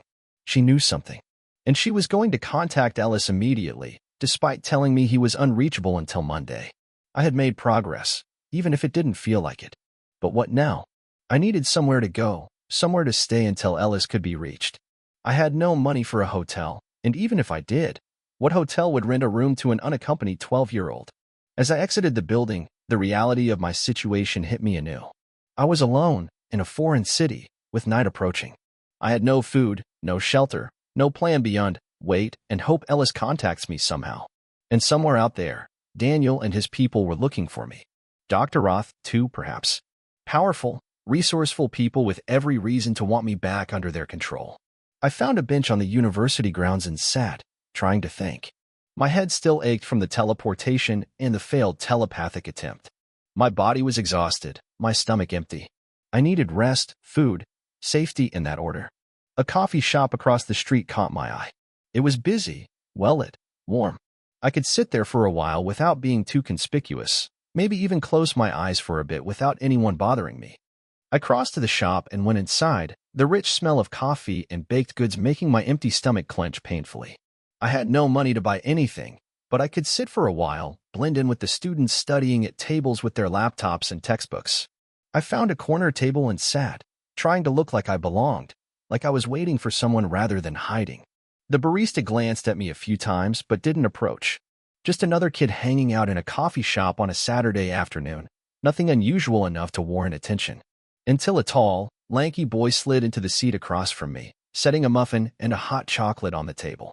You look like you could use these, he said with a friendly smile. I stared at him, immediately suspicious. He appeared to be around 17 or 18, with dark hair and olive skin. Familiar, somehow, though I couldn't place where I might have seen him before. Thanks, but I'm not hungry, I lied, even as my stomach growled audibly. He pushed the muffin toward me. It's just a muffin, not a binding contract. You're hungry, I have food. Simple transaction. I hesitated, then took the muffin. I was too hungry to refuse, and if he had nefarious intentions, a poison muffin seemed like an unnecessarily complicated approach. Thanks, I mumbled, taking a small bite. It was delicious, blueberry, still warm from the oven. I'm David, he said casually. And you're Eleanor Wilson. Subject 11. I froze mid-bite, then slowly set the muffin down, my mind racing. David. Subject 3. One of the subjects Daniel had mentioned, one who had supposedly volunteered for Phase 1 of Project Ascension. How did you find me? I asked, tensing, ready to run or fight if necessary. David held up his hands in a placating gesture. Relax. I'm not here to drag you back to Idaho. I'm here because you practically shouted your presence to anyone with psionic sensitivity when you tried to contact Ellis telepathically. You heard that. I was stunned. The telepathic attempt had seemed like such a failure. He nodded. I was monitoring for you. We all are me, Kate, Michael, Alex, Lily. We've been taking shifts since you disappeared from the cabin. Why? So you can deliver me back to Daniel for his experiments? David's expression turned serious. Is that what you think? That we're Daniel's willing accomplices? He said you volunteered for Phase 1 trials. I countered. That you and Kate had already begun the enhancement process. David laughed, a bitter sound with no humor in it. Of course he did. And you believed him. I don't know what to believe anymore, I admitted. Everyone keeps lying to me. Dr. Roth, Daniel, Dr. Huang. Everyone has an agenda, and I'm just a pawn in whatever game they're playing. Not everyone is lying, David said quietly. Your father wasn't, and neither am I. Prove it. He considered this, then nodded toward the hot chocolate. Drink that first. You need the calories. Then we'll go somewhere we can talk properly. I eyed the drink suspiciously. It's not drugged, he sighed. If I wanted to incapacitate you, I could do it much more efficiently. He held up a hand, and a small spark of electricity danced between his fingers, just enough to demonstrate his point without attracting attention from the other patrons. You're like Alex, I observed. Electrical manipulation. Among other things, David agreed cryptically. Now drink. We need to move soon. Daniel's people won't be far behind me. This was reason enough to cooperate. I drank the hot chocolate and finished the muffin in record time, my body grateful for the sugar and calories after hours without food. David led me out of the coffee shop and down a series of side streets, moving with the confidence of someone familiar with the area. We eventually reached a small, nondescript apartment building, where he punched a code into the security panel and held the door for me. Third floor, he said, leading me to an elevator. Ellis's safe house. One of several he maintains for emergencies. Ellis. I was confused. You know him. I work with him, David explained as the elevator ascended. Have for the past 3 years, since I escaped from Daniel's care. The elevator doors opened onto a hallway with just 4 apartment doors. David led me to the one at the far end, unlocked it with a key, and ushered me inside. The apartment was small but tidy, a living room with simple furniture, a kitchenette, and doors leading to what I assumed were a bedroom and bathroom. Nothing personal adorned the walls or surfaces, giving it the anonymous feel of a hotel room rather than a home. Sit, David said, gesturing to the couch. You look ready to collapse. I didn't argue, sinking onto the couch with relief. Now that I was somewhere presumably safe, my exhaustion hit me with full force. Start talking, I said, fighting to keep my eyes open. What's really happening? What is Project Ascension? What's Daniel planning? David sat in an armchair across from me, his expression grave. Project Ascension began as a theoretical extension of Project Luminary. While Luminary focused on creating subjects with psionic abilities through genetic engineering, Ascension aimed to enhance those abilities in adolescent subjects through neural implants and pharmaceutical interventions. That much I figured out from Dr. Huang's files, I said impatiently. But Daniel told me you and Kate had volunteered for it. That it was already underway. Half true, David admitted. It is underway, but we haven't volunteered. We've infiltrated. What do you mean? 3 years ago, I discovered what Daniel was really planning for us luminary subjects. Not just training and protection, but experimental enhancements that would essentially weaponize us, turn us into something barely human. I escaped, found Ellis, who had been monitoring Daniel's operation for years, and we began working together to get the others out. But the others are still there, I pointed out. Lily, Alex, Michael, Kate. If you've known about this for 3 years, why are they still in Daniel's custody? Because extracting them isn't as simple as just teleporting in and out, David said with a hint of frustration. Daniel has safeguards, contingencies. And until recently, most of the subjects didn't want to leave. They believed in Daniel, trusted him. It's taken time to open their eyes, to turn them from unwitting participants into willing infiltrators. I tried to process this new information. So Kate is working with you? And the others? David nodded. Kate was the first to join us after me. Then Michael. Alex and Lily are newer recruits, still maintaining their cover as loyal subjects while gathering intel from inside. And what about Subject 12? Zachariah? Daniel's files say he was terminated, but there are rumors he's still alive. A shadow crossed David's face. Zachariah is complicated. He wasn't terminated, not in the way the records suggest. But what happened to him was in many ways worse than death. What do you mean? Project Ascension didn't begin with Daniel's current operation, David explained. It was first attempted at Lakewood, with Zachariah as the test subject. He was too young, his abilities too unstable. The enhancements drove him beyond the threshold of human consciousness. He exists now in a state between reality and something else, a consciousness untethered from normal physical and temporal constraints. He's alive. The concept was difficult to grasp. In a manner of speaking, his physical body is in a persistent vegetative state, kept alive by machines in a facility under Daniel's control. But his mind, his consciousness, it travels. It observes. Sometimes it communicates in dreams or visions or moments of what seem like psychosis to those who experience them. A chill ran through me as I remembered Dr. Roth's intrusion into my dreams, the strange telepathic connection that had felt so different from the exercises with Lily and Alex. Dr. Roth spoke to me in a dream, I said slowly. But it wasn't really a dream. He said it was a bridge between minds. Could that have been? No, David shook his head firmly. That was just Roth using basic telepathy. If you'd experienced contact with Zachariah, you'd know it. It's unmistakable. So what's the plan? I asked, struggling to stay focused as exhaustion pulled at me. How do we stop Daniel? How do we help the others? Ellis is on his way back from Toronto now, David said. He'll be here in a few hours. We'll plan the next steps together with Kate and the others. For now, you need to rest. You've teleported twice in 24 hours, attempted telepathy without training, and run all over Montreal. Your body needs time to recover. He was right. I could barely keep my eyes open. But there was one more question I needed to ask. My dad, I said urgently. Is he okay? Daniel had found him when I teleported away. David's expression softened. Your father is safe. Kate made sure of it. He's being moved to another location as we speak, one even Daniel doesn't know about. Relief washed over me. Dad was safe. I hadn't abandoned him to Daniel's mercy after all. Rest now, David said, standing. There's a bedroom through that door. I'll wake you when Ellis arrives. I didn't need to be told twice. I stumbled to the bedroom, barely managing to kick off my shoes before collapsing onto the bed. Sleep claimed me instantly, pulling me down into blissful darkness. I was standing in a white room, similar to the one from my dream with Dr. Roth, but different somehow. The edges seemed less defined, the surfaces less solid, as if the room itself was a concept rather than a physical space. And I wasn't alone. Across from me stood a young man, perhaps 18 or 19, thin to the point of gauntness, with pale skin and hair so blonde it was almost white. His eyes were the most striking feature, completely silver, like liquid mercury, with no visible pupil or iris. Eleanor Wilson, he said, his voice echoing strangely, as if coming from everywhere at once. Subject 11. The teleporter. We meet at last. I knew instantly who he was. Zachariah. Subject 12. He inclined his head in acknowledgement. What remains of him? Yes. This is a dream, I said, though I wasn't entirely convinced. A convenient interface, he corrected. Your consciousness, untethered by sleep, can perceive a fraction of the reality I inhabit. Why are you here? What do you want from me? To warn you, Zachariah said, his mercury eyes seeming to look through me rather than at me. To prepare you. There are choices coming, Eleanor. Choices that will define not just your future, but the future of all luminary subjects. All potential posthumans. Posthumans.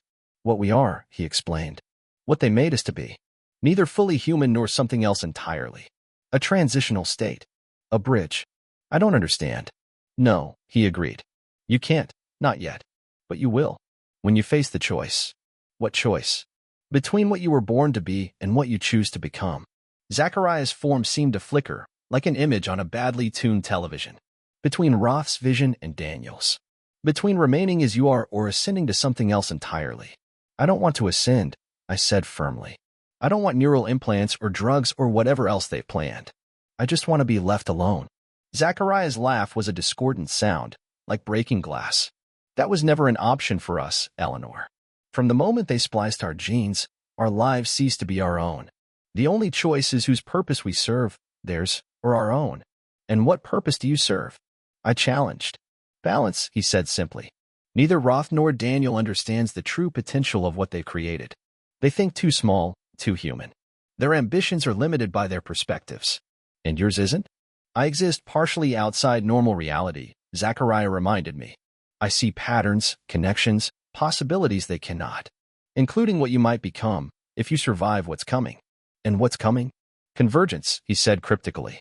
Roth, Daniel, Ellis, the remaining luminary subjects, all paths leading to a single point in space and time. A moment of decision. When? Soon. Hours, not days. His form flickered again, more severely this time. I can't maintain this connection much longer. Your mind resists, even in sleep. Remember, Eleanor, when the moment comes, trust your instincts, not your fears.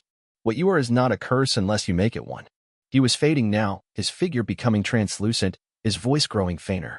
Wait, I called. How will I know what to do? How will I know which choice is right?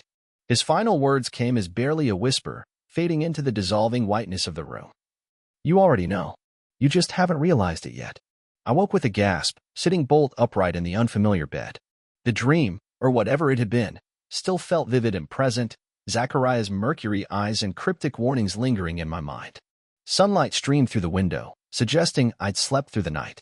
My body felt refreshed, the exhaustion of the previous day replaced by a humming energy that seemed to course through my veins.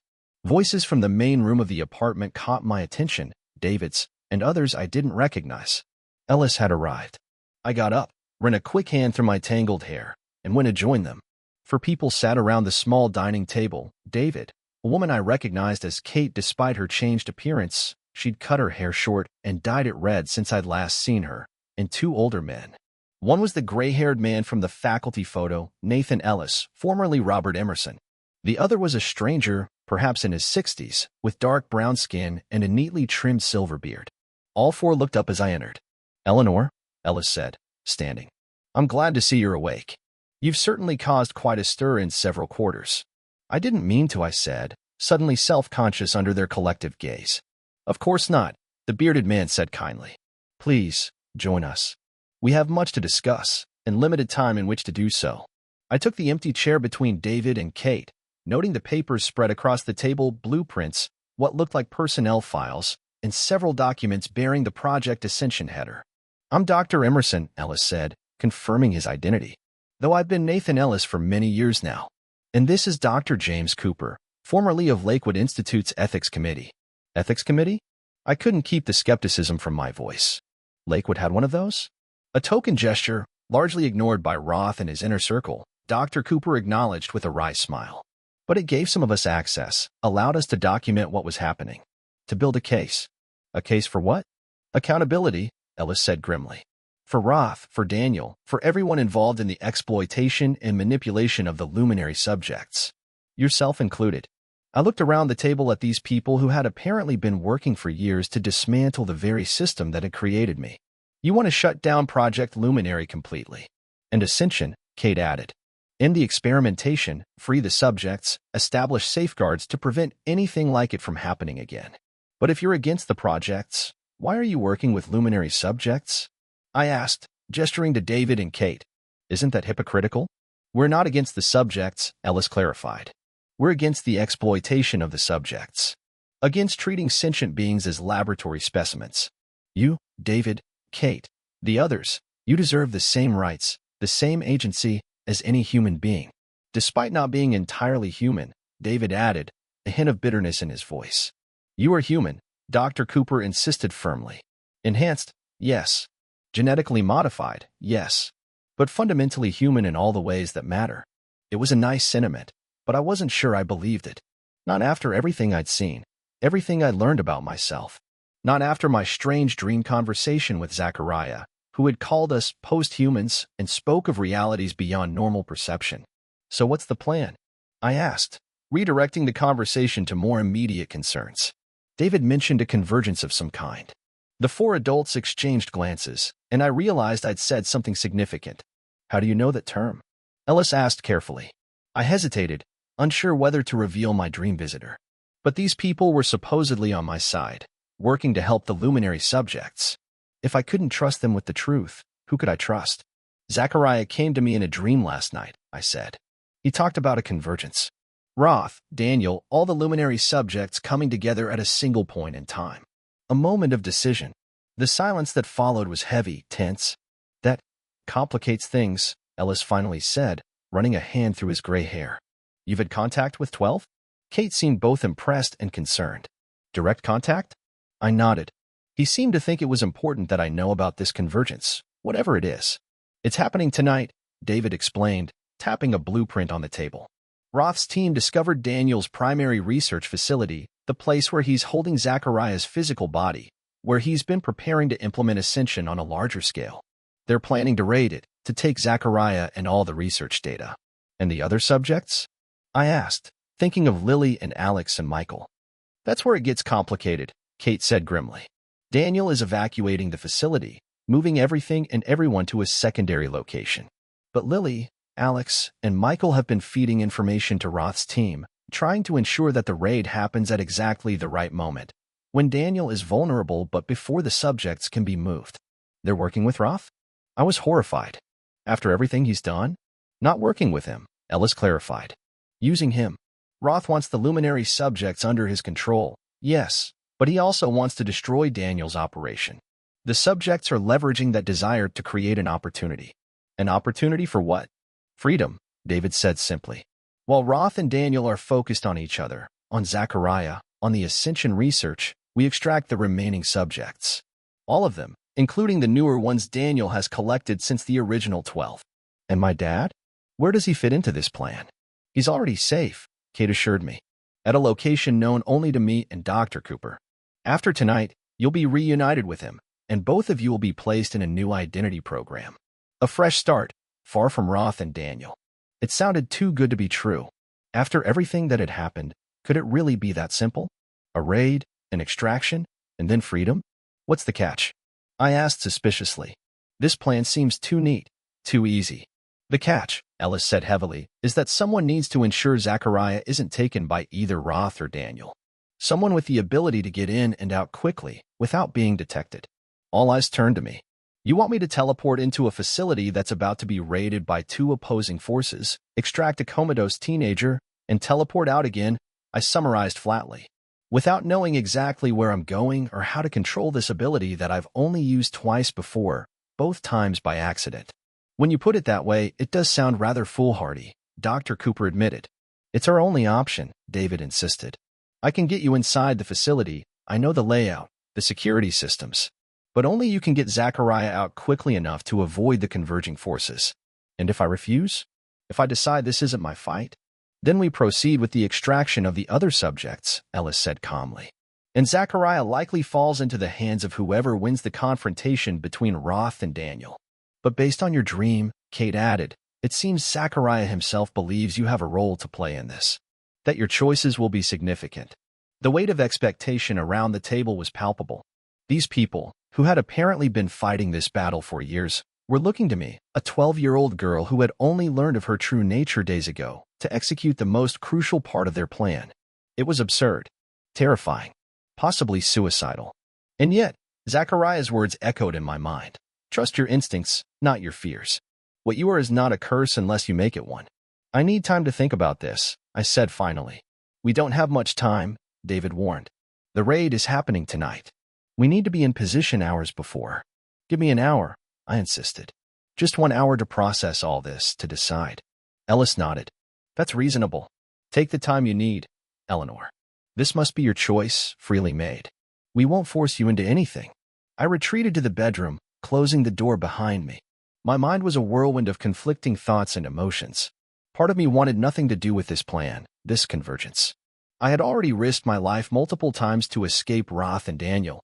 Why would I voluntarily put myself back in their path? But another part of me recognized the opportunity this presented. If Ellis and his allies succeeded, all the luminary subjects could be free. The experimentation, the exploitation, could end. No more children would be created as lab specimens, raised in cells, tested like animals. And then there was Zachariah. Something about him, about our strange dream conversation, had resonated with me on a level I couldn't fully articulate. He was like me, a product of the same program, a victim of the same manipulation. But he had suffered far worse. His mind, untethered from his body, wandering realities I couldn't comprehend. Could I leave him to Roth or Daniel, knowing what they would do with him? Knowing he would become the centerpiece of a new round of horrific experiments? Trust your instincts, not your fears. My instincts were telling me, despite all logic and self-preservation, that I needed to help. That this was, in some inexplicable way, my responsibility. Not because I had been created as Subject 11, but because I was Eleanor Wilson, and I had the ability to make a difference. I returned to the main room, my decision made. I'll do it, I announced to the waiting adults. I'll help extract Zachariah. But I have conditions. Name them, Ellis said without hesitation. First, my dad stays safe, regardless of what happens to me. If this goes wrong, if I don't make it out, he still gets his fresh start, his new identity. Agreed, Dr. Cooper nodded solemnly. Second, I want training. Whatever you can give me in the hours we have left to help me control the teleportation. I'm not going in blind. David can work with you on that immediately, Ellis said. And third, I continued, when this is over, I decide what happens next. Where I go, what I do, how I use or don't use these abilities. No more programs, no more facilities, no more for your own good manipulations. My life becomes my own. The adults exchanged glances, a silent communication passing between them. That's fair, Ellis finally said. You have our word, Eleanor. Your future will be yours to determine. Good, I said, feeling a strange mix of terror and resolve settle over me. Then let's get started. The training with David was intense and frustrating. In just a few hours, he tried to teach me what the others had learned over years, how to access my abilities intentionally rather than reactively, how to direct them with precision, how to recover from the mental and physical strain they caused. Teleportation requires 3 things, he explained as we sat facing each other in the small living room. Visualization, intention, and energy. You need to see where you're going, decide firmly that you're going there, and channel your psionic energy into making it happen. But I've never seen where I'm going, I pointed out. Both times I teleported, I ended up in places I'd never been before. You had a concept of those places, David countered. Lakewood Institute, you had dream memories, impressions. Your father's safe house, you had a general idea from your video call with him. Your mind filled in the details subconsciously. We practiced with small jumps first from one side of the room to the other. It was harder than I expected, requiring intense concentration and leaving me drained and nauseated after each attempt. But by the 4th try, I managed to disappear from the couch and reappear beside the window, a distance of perhaps 10 feet. Good, David encouraged. Now try somewhere you can't directly see. The bedroom, for instance. This was harder still. I had to hold the image of the bedroom in my mind while sitting in the living room, focus my intention on being there, and then release the building energy in a controlled surge. The first attempt failed completely. Nothing happened except a blinding headache.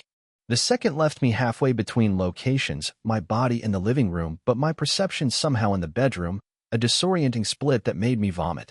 The third succeeded, but barely. I materialized in the bedroom but collapsed immediately, my body convulsing with the strain. Enough, Kate insisted after David carried me back to the couch. She's pushing too hard, too fast. She'll burn herself out before the mission even begins. We don't have a choice, David argued. She needs to be able to teleport reliably tonight, with a passenger. There's no time for the usual gradual training. They were right to be concerned. Each teleportation left me weaker, more drained. How would I manage to transport not just myself, but an entire comatose teenager over what might be a considerable distance? There might be another approach, Dr. Cooper suggested thoughtfully. The neural inhibitor technology developed for controlling the subjects. We've modified versions that work in reverse. Rather than suppressing psionic activity, they amplify it. Absolutely not, Ellis said firmly. Those devices are experimental at best, dangerous at worst. They haven't been properly tested. The risk of neural damage is too high. What about a temporary boost? Kate suggested. A controlled dose of the compounds Daniel uses to enhance abilities during training sessions. Not the full ascension protocol, just enough to strengthen Eleanor's natural capabilities for a few hours. Ellis hesitated, clearly uncomfortable with the idea. That's still playing with fire. Those compounds were designed by Daniel's team for specific purposes, not as a quick boost for a teleportation mission. It's my decision, I reminded them, sitting up despite the pounding in my head. If there's something that will help me complete this mission successfully, I want to know about it. The adults exchanged glances again, that silent communication that excluded me despite my central role in their plans. There is a compound, Dr. Cooper finally admitted. A neurostimulant designed to temporarily increase psionic activity. Daniel's team uses it during training sessions to help subjects break through plateaus. The effects last approximately 6 hours, with a significant crash afterward. Side effects? I asked practically. Increased heart rate, heightened sensory perception, possibly hallucinations in higher doses, Cooper listed. And the crash is unpleasant. Exhaustion, depression, possible temporary loss of abilities. But during the active period, my teleportation would be stronger, more controlled. In theory, yes. But Eleanor, we're talking about giving an experimental compound to a 12-year-old child. The ethical implications. We're way past ethical implications, I interrupted. You created children in labs, experimented on them, treated them like specimens instead of people. Now you're sending one of those children into a dangerous situation to clean up your mess. Let's not pretend we're operating within normal ethical boundaries here. My words landed like stones in still water, sending ripples of discomfort through the room. But I didn't regret them. They needed to hear the truth, to acknowledge the reality of what they were asking of me. "She's right," David said quietly. "We can't play by conventional rules in an unconventional situation. If the compound gives her a better chance of succeeding, of surviving, then we should use it." After more debate, they agreed. A small dose of the neurostimulant, to be administered just before the mission. Enough to enhance my abilities without risking a full psychotic break. The rest of the day passed in a blur of preparation. Maps of the facility were studied, security protocols analyzed, contingency plans established. By evening, I felt as ready as I could be, given the circumstances. The facility was located in an industrial area outside Montreal, disguised as a pharmaceutical research center. According to David, Zachariah was kept in a specialized containment unit on the lowest level, monitored by medical staff and sophisticated equipment designed to maintain his physical body while his consciousness roamed. "The raid is scheduled for 11 p.m., Ellis explained as we gathered for a final briefing. "Roth's team will enter from the east entrance, creating a diversion that should draw most of Daniel's security forces. Meanwhile, our contacts inside, Lily, Alex, and Michael, will be disabling internal security systems and extracting the other subjects." "And us?" I asked. "David will get you inside through the maintenance tunnels on the west side," Kate took over. "The tunnels lead directly to the lower levels, bypassing most of the security checkpoints. You'll have approximately 20 minutes to reach Zachariah's containment unit, disconnect him from the monitoring systems, and teleport out with him." "To where?" "A secondary safe house, 40 miles north of here," Ellis said. "Medical facilities are already prepared to receive Zachariah. Once you've delivered him, your part in this is over. Kate will bring you to reunite with your father." It sounded straightforward enough. Get in, grab Zachariah, get out. But I knew from bitter experience that nothing involving luminary subjects was ever simple or straightforward. As darkness fell, we moved to a van parked behind the apartment building.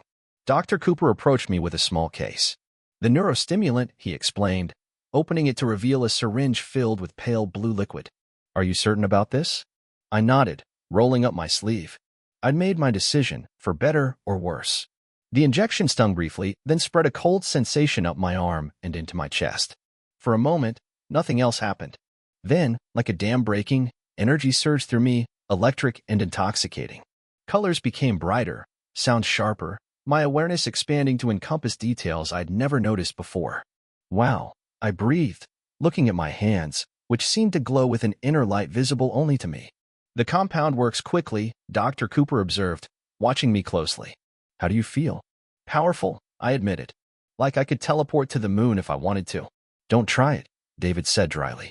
"Stick to the plan. In and out, as discussed." The drive to the facility took 40 minutes, during which the effects of the neurostimulant continued to intensify.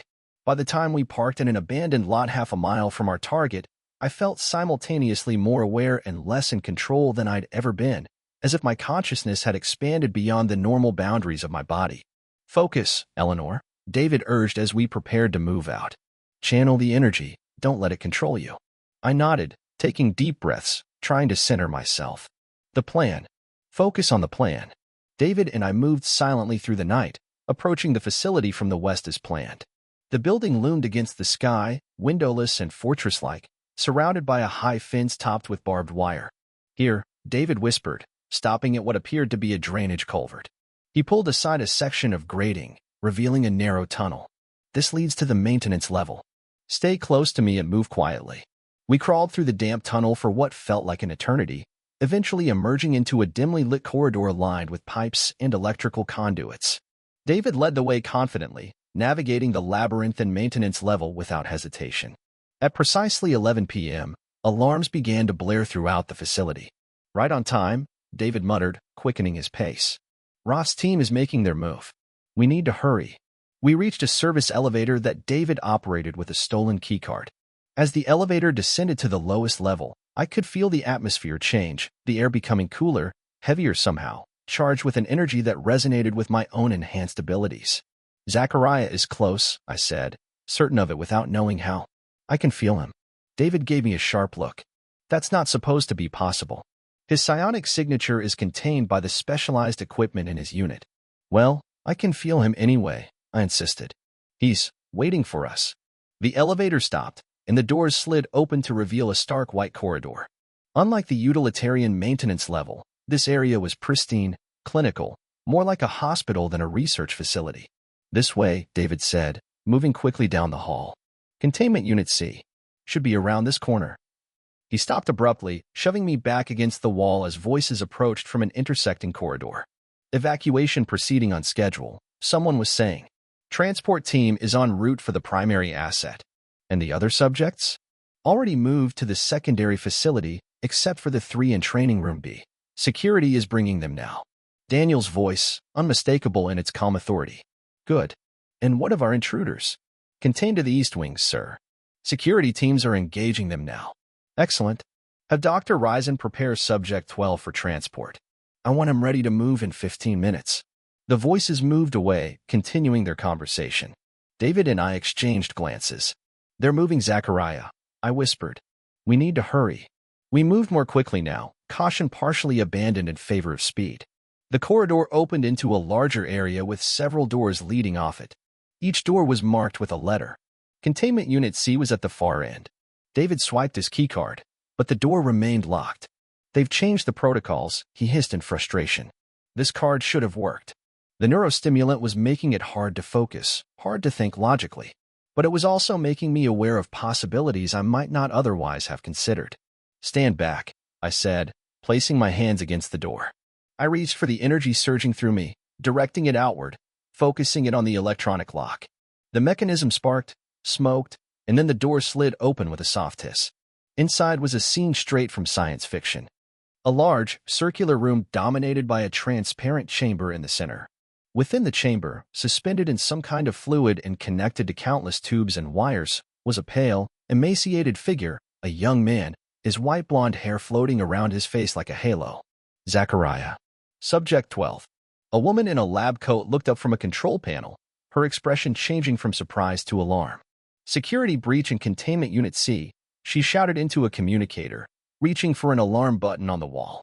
David moved faster than I would have thought possible, crossing the room in a blur and pinning the woman against the wall. "Dr. Risen," he said, his voice cold. "It's been a while." "Subject 3, she replied, fear evident in her eyes. "You shouldn't be here. None of you should be here." "And yet, here we are," David said grimly. "Shut down the containment systems. Now." While David dealt with Dr. Risen, I approached the chamber containing Zachariah. Up close, he looked even more fragile, more inhuman, skin nearly translucent, revealing the network of veins beneath, body atrophied from years of immobility. But his face was peaceful, almost serene, as if whatever his mind experienced while wandering free was far preferable to the reality of his physical existence. "I'm going to get you out of here," I whispered, placing a hand against the transparent barrier. "Just like you knew I would." Whether in response to my words or by coincidence, the monitoring equipment around the chamber suddenly lit up with activity, screens flashing with readings I couldn't interpret. "He's responding to your presence," Dr. Risen said, sounding surprised despite her situation. "That's never happened before. His consciousness has been completely detached from his physical form for years." "How do we disconnect him safely?" David demanded, still restraining the doctor. "You don't," she said flatly. "The life support systems are the only thing keeping his body viable. Disconnect them, and he dies within minutes. We have medical facilities prepared to receive him," I said, turning from the chamber. Dr. Risen laughed bitterly. "Standard medical facilities won't be enough. This equipment was specially designed for his unique physiology. Without it, his body will shut down." David and I exchanged troubled glances. This complication hadn't been part of the plan. "We need to take the equipment with us," I realized. "Or at least enough of it to keep him alive until we reach the safe house." "Impossible," Dr. Risen said immediately. "The systems are integrated with the facility's power grid, the containment chamber, everything. You can't just unplug it like a toaster." But even as she spoke, I felt something, a presence, a consciousness brushing against mine. Not intrusive like Dr. Roth's telepathic contact had been, but gentle, requesting rather than demanding entry. "Zachariah." I closed my eyes, allowing the contact, feeling his consciousness merge partially with mine. It was disorienting, overwhelming, a vastness of experience and perception that my human mind could barely comprehend. And yet, within that vastness, a simple, clear message. "Take me. The body is irrelevant." I opened my eyes, understanding flooding through me. We don't need to take his body, I said to David. Just him. His consciousness. Both David and Dr. Risen stared at me as if I'd lost my mind. That's not possible, Dr. Risen said slowly, as if explaining to a particularly dense child. Consciousness cannot exist without a physical substrate, a brain, a body. His already does, I countered. You said it yourself, his consciousness has been detached for years. He exists beyond his physical form. We just need to provide a new anchor. The idea was forming as I spoke it, guided partly by Zachariah's presence in my mind. A crazy, impossible idea that somehow felt right, felt necessary. No, David said firmly, realizing what I was suggesting. Absolutely not. It's too dangerous. We don't know what would happen to you. I do, I said quietly. He's showing me. A temporary arrangement, my mind hosting his consciousness until we can reach somewhere safe. Then he can move on. Move on where? Dr. Risen asked, scientific curiosity momentarily overriding her fear. Another host? I don't know, I admitted. He's not being specific about that part, but he's certain it will work. Alarms blared more insistently now, and the distant sound of gunfire suggested the confrontation between Roth's forces and Daniel's security was escalating. We're out of time, David said urgently. We need to decide. Now. I looked at Zachariah floating in his chamber, this broken child who had suffered so much in the name of science and progress, who had reached out to me, warned me, guided me to this moment. I'll do it, I said, pressing my hand more firmly against the transparent barrier. Tell me how. Dr. Risen hesitated, then spoke rapidly, professional instinct overriding loyalty to Daniel. The neural interface. It's designed to monitor his brain activity, but it can work in reverse, to facilitate the transfer of neural patterns. But it's never been used that way on a conscious subject. The risks. Just do it, I interrupted. We don't have time to debate risks. Under David's watchful eye, Dr. Risen activated a control panel beside the chamber. A section of the barrier slid open, and a complex headset emerged, a tangle of wires and sensors that looked both high-tech and somehow medieval. Put it on, she instructed. It will establish a connection between your neural patterns and his. The rest is up to him. If his consciousness truly can exist independently of his body, if he can control where it goes. I took the headset and placed it carefully on my head. It was heavier than it looked, the sensors cold against my skin. Ready, I said, my voice steadier than I felt. Dr. Risen hesitated, then pressed a sequence of buttons on the control panel. Connection establishing, she narrated, watching the readouts. Neural synchronization beginning. At first, nothing happened. Then, like a slowly rising tide, I felt Zachariah's presence growing stronger in my mind. No longer just a gentle touch, but a wave, a flood, a tsunami of consciousness pouring into the limited space of my human brain.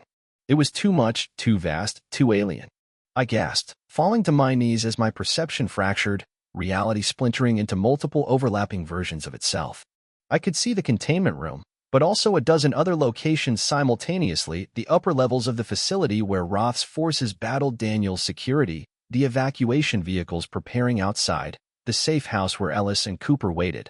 Even my father pacing anxiously in his protected location. And beyond these physical places, I glimpsed others. Realities adjacent to our own, differing in subtle ways. Possibilities branching like an infinite tree from every moment, every decision. Eleanor. David's voice seemed to come from very far away. Eleanor, stay with me. Focus. I tried to respond, but my mouth no longer seemed connected to my brain. My body felt distant, irrelevant, a shell housing something far more expansive than it was designed to contain.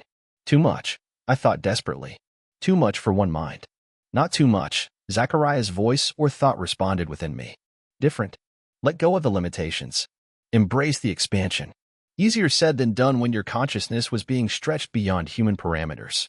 But I tried, relaxing my desperate hold on normality, allowing my perception to widen, deepen, transform. And suddenly, somehow, it worked. The overwhelming flood became manageable, the fracturing reality coalesced into something comprehensible, if vastly more complex than my previous understanding.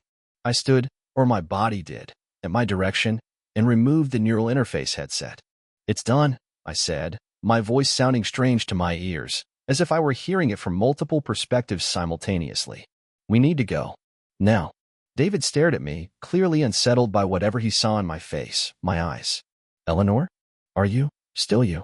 A complex question with no simple answer. I was Eleanor. Yes, but also more than Eleanor. A composite consciousness, a temporary fusion of Subject 11 and Subject 12. Enough of me remains to complete the mission, I settled for saying. The rest can be sorted out later. The door to the containment unit burst open, and armed security personnel poured in, weapons raised. Freeze, one shouted. Hands where we can see them. Time seemed as slow as my or our enhanced perception processed the threat. 7 armed guards. Standard neural inhibitor devices visible on their belts. Dr. Risen moving subtly toward a panic button on the wall. David tensing, preparing to fight despite the impossible odds. Options, possibilities, branching futures. Or we could see them all, calculate probabilities, select optimal paths. David, I said calmly, take my hand. He did, without hesitation, trusting me despite his concerns. The guards opened fire as we reached for the teleportation ability, amplified now by both the neurostimulant and Zachariah's consciousness. The energy that surged was beyond anything I'd experienced before, not just a pressure or a tension, but a fundamental rewriting of the rules that govern physical reality. The bullets never reached us. Space itself seemed to fold, to curl around our bodies like protective arms. And then we were elsewhere, the containment unit and its dangers left behind in a pocket of space-time we no longer occupied. We materialized in the safe house north of Montreal, our arrival less a conventional teleportation than a rearrangement of reality itself. One moment the space was empty, the next, we occupied it, as if we had always been there. Ellis and Dr. Cooper jumped to their feet, clearly startled despite having been prepared for our arrival. My God, Ellis breathed, staring at me. Your eyes. I knew without seeing that my eyes had changed, had taken on the mercury-silver quality of Zachariah's.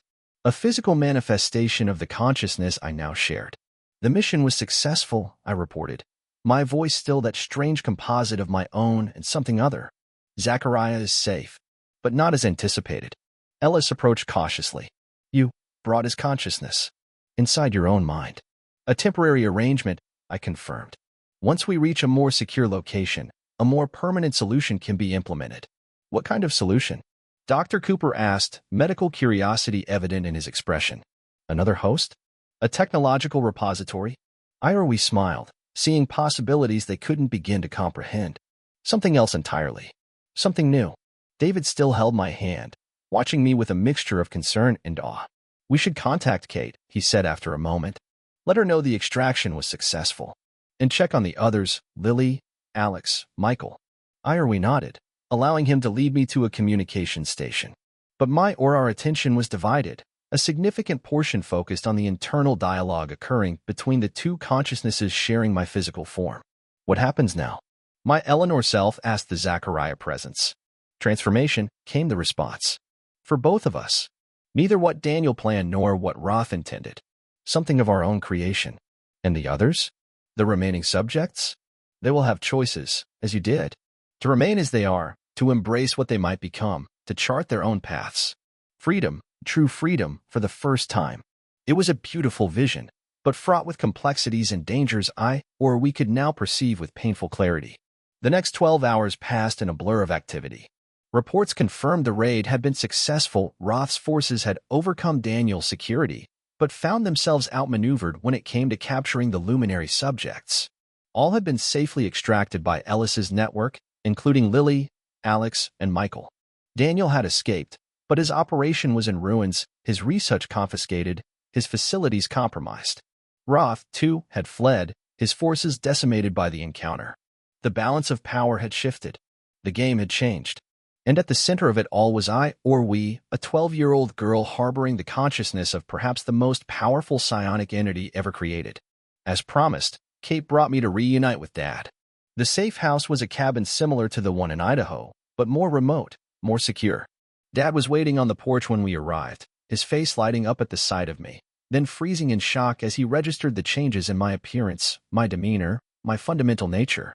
Ellie, he said uncertainly, approaching slowly. Is that really you? A complex question. I smiled, feeling my Eleanor self rise to the forefront of our shared consciousness.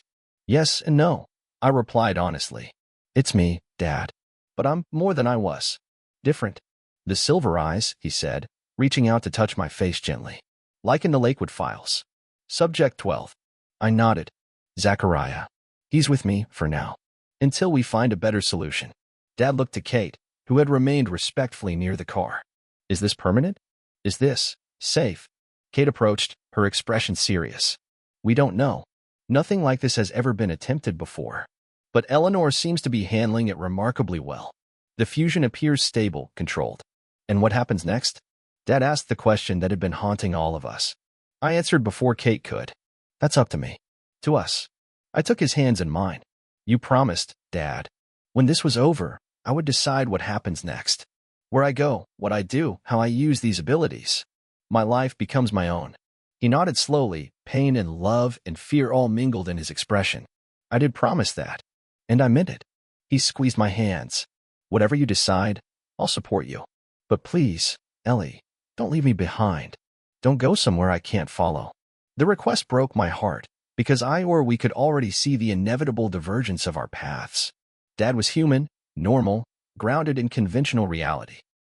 We were becoming something else, something that existed partially beyond the boundaries of physical space-time, something that perceived and interacted with reality in fundamentally different ways. I'll always be your daughter, I promised, embracing him tightly. No matter what I become, that won't change. But I need to do this, Dad. I need to understand what I am, what I can be, what all of us can be. All of you? The other subjects? I nodded. We're connected now. All of us. A network, a community, linked by our shared origins but committed to defining our own futures.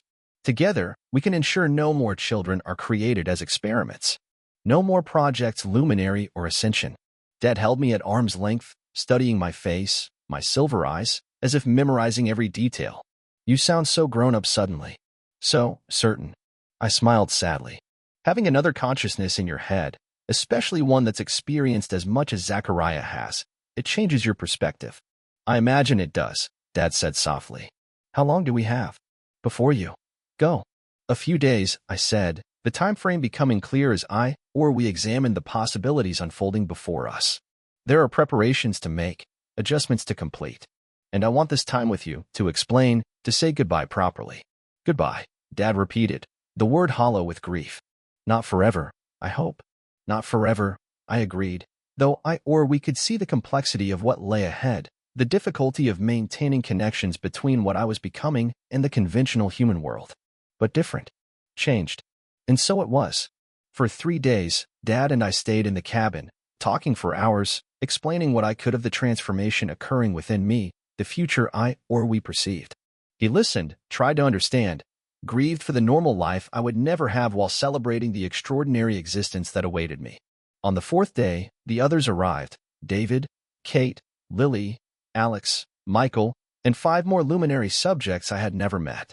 We gathered in the clearing outside the cabin, a circle of extraordinary children, each with unnaturally colored eyes and abilities that defied conventional science. Are you sure about this? David asked me one last time.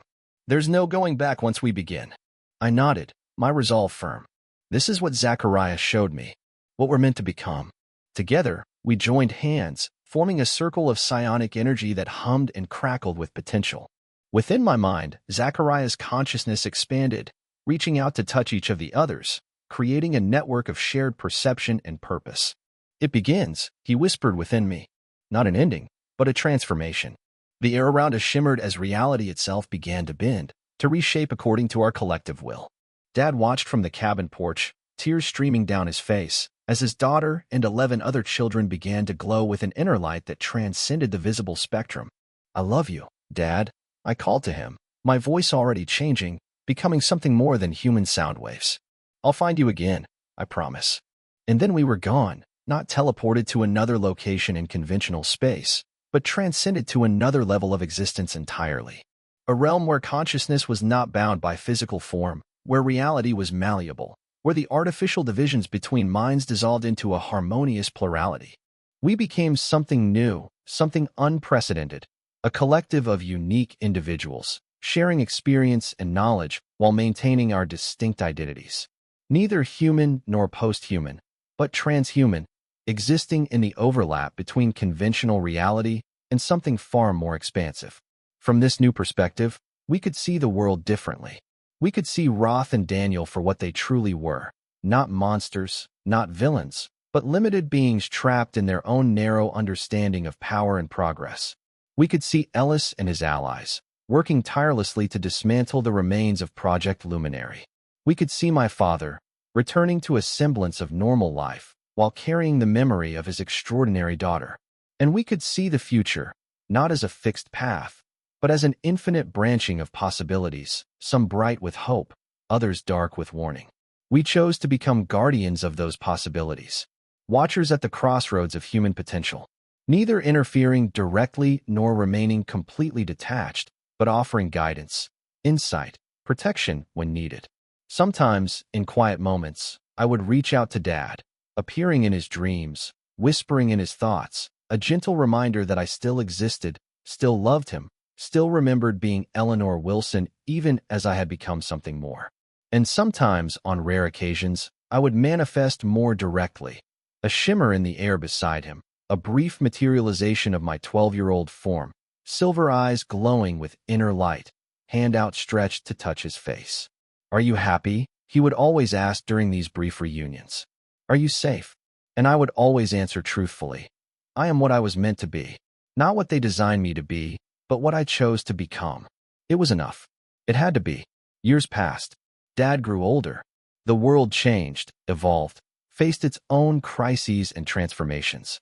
And through it all, we watched, we guided, we protected.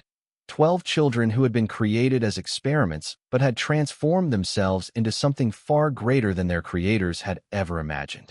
Not monsters, not weapons, not victims, but conscious agents of their own destiny, authors of their own story.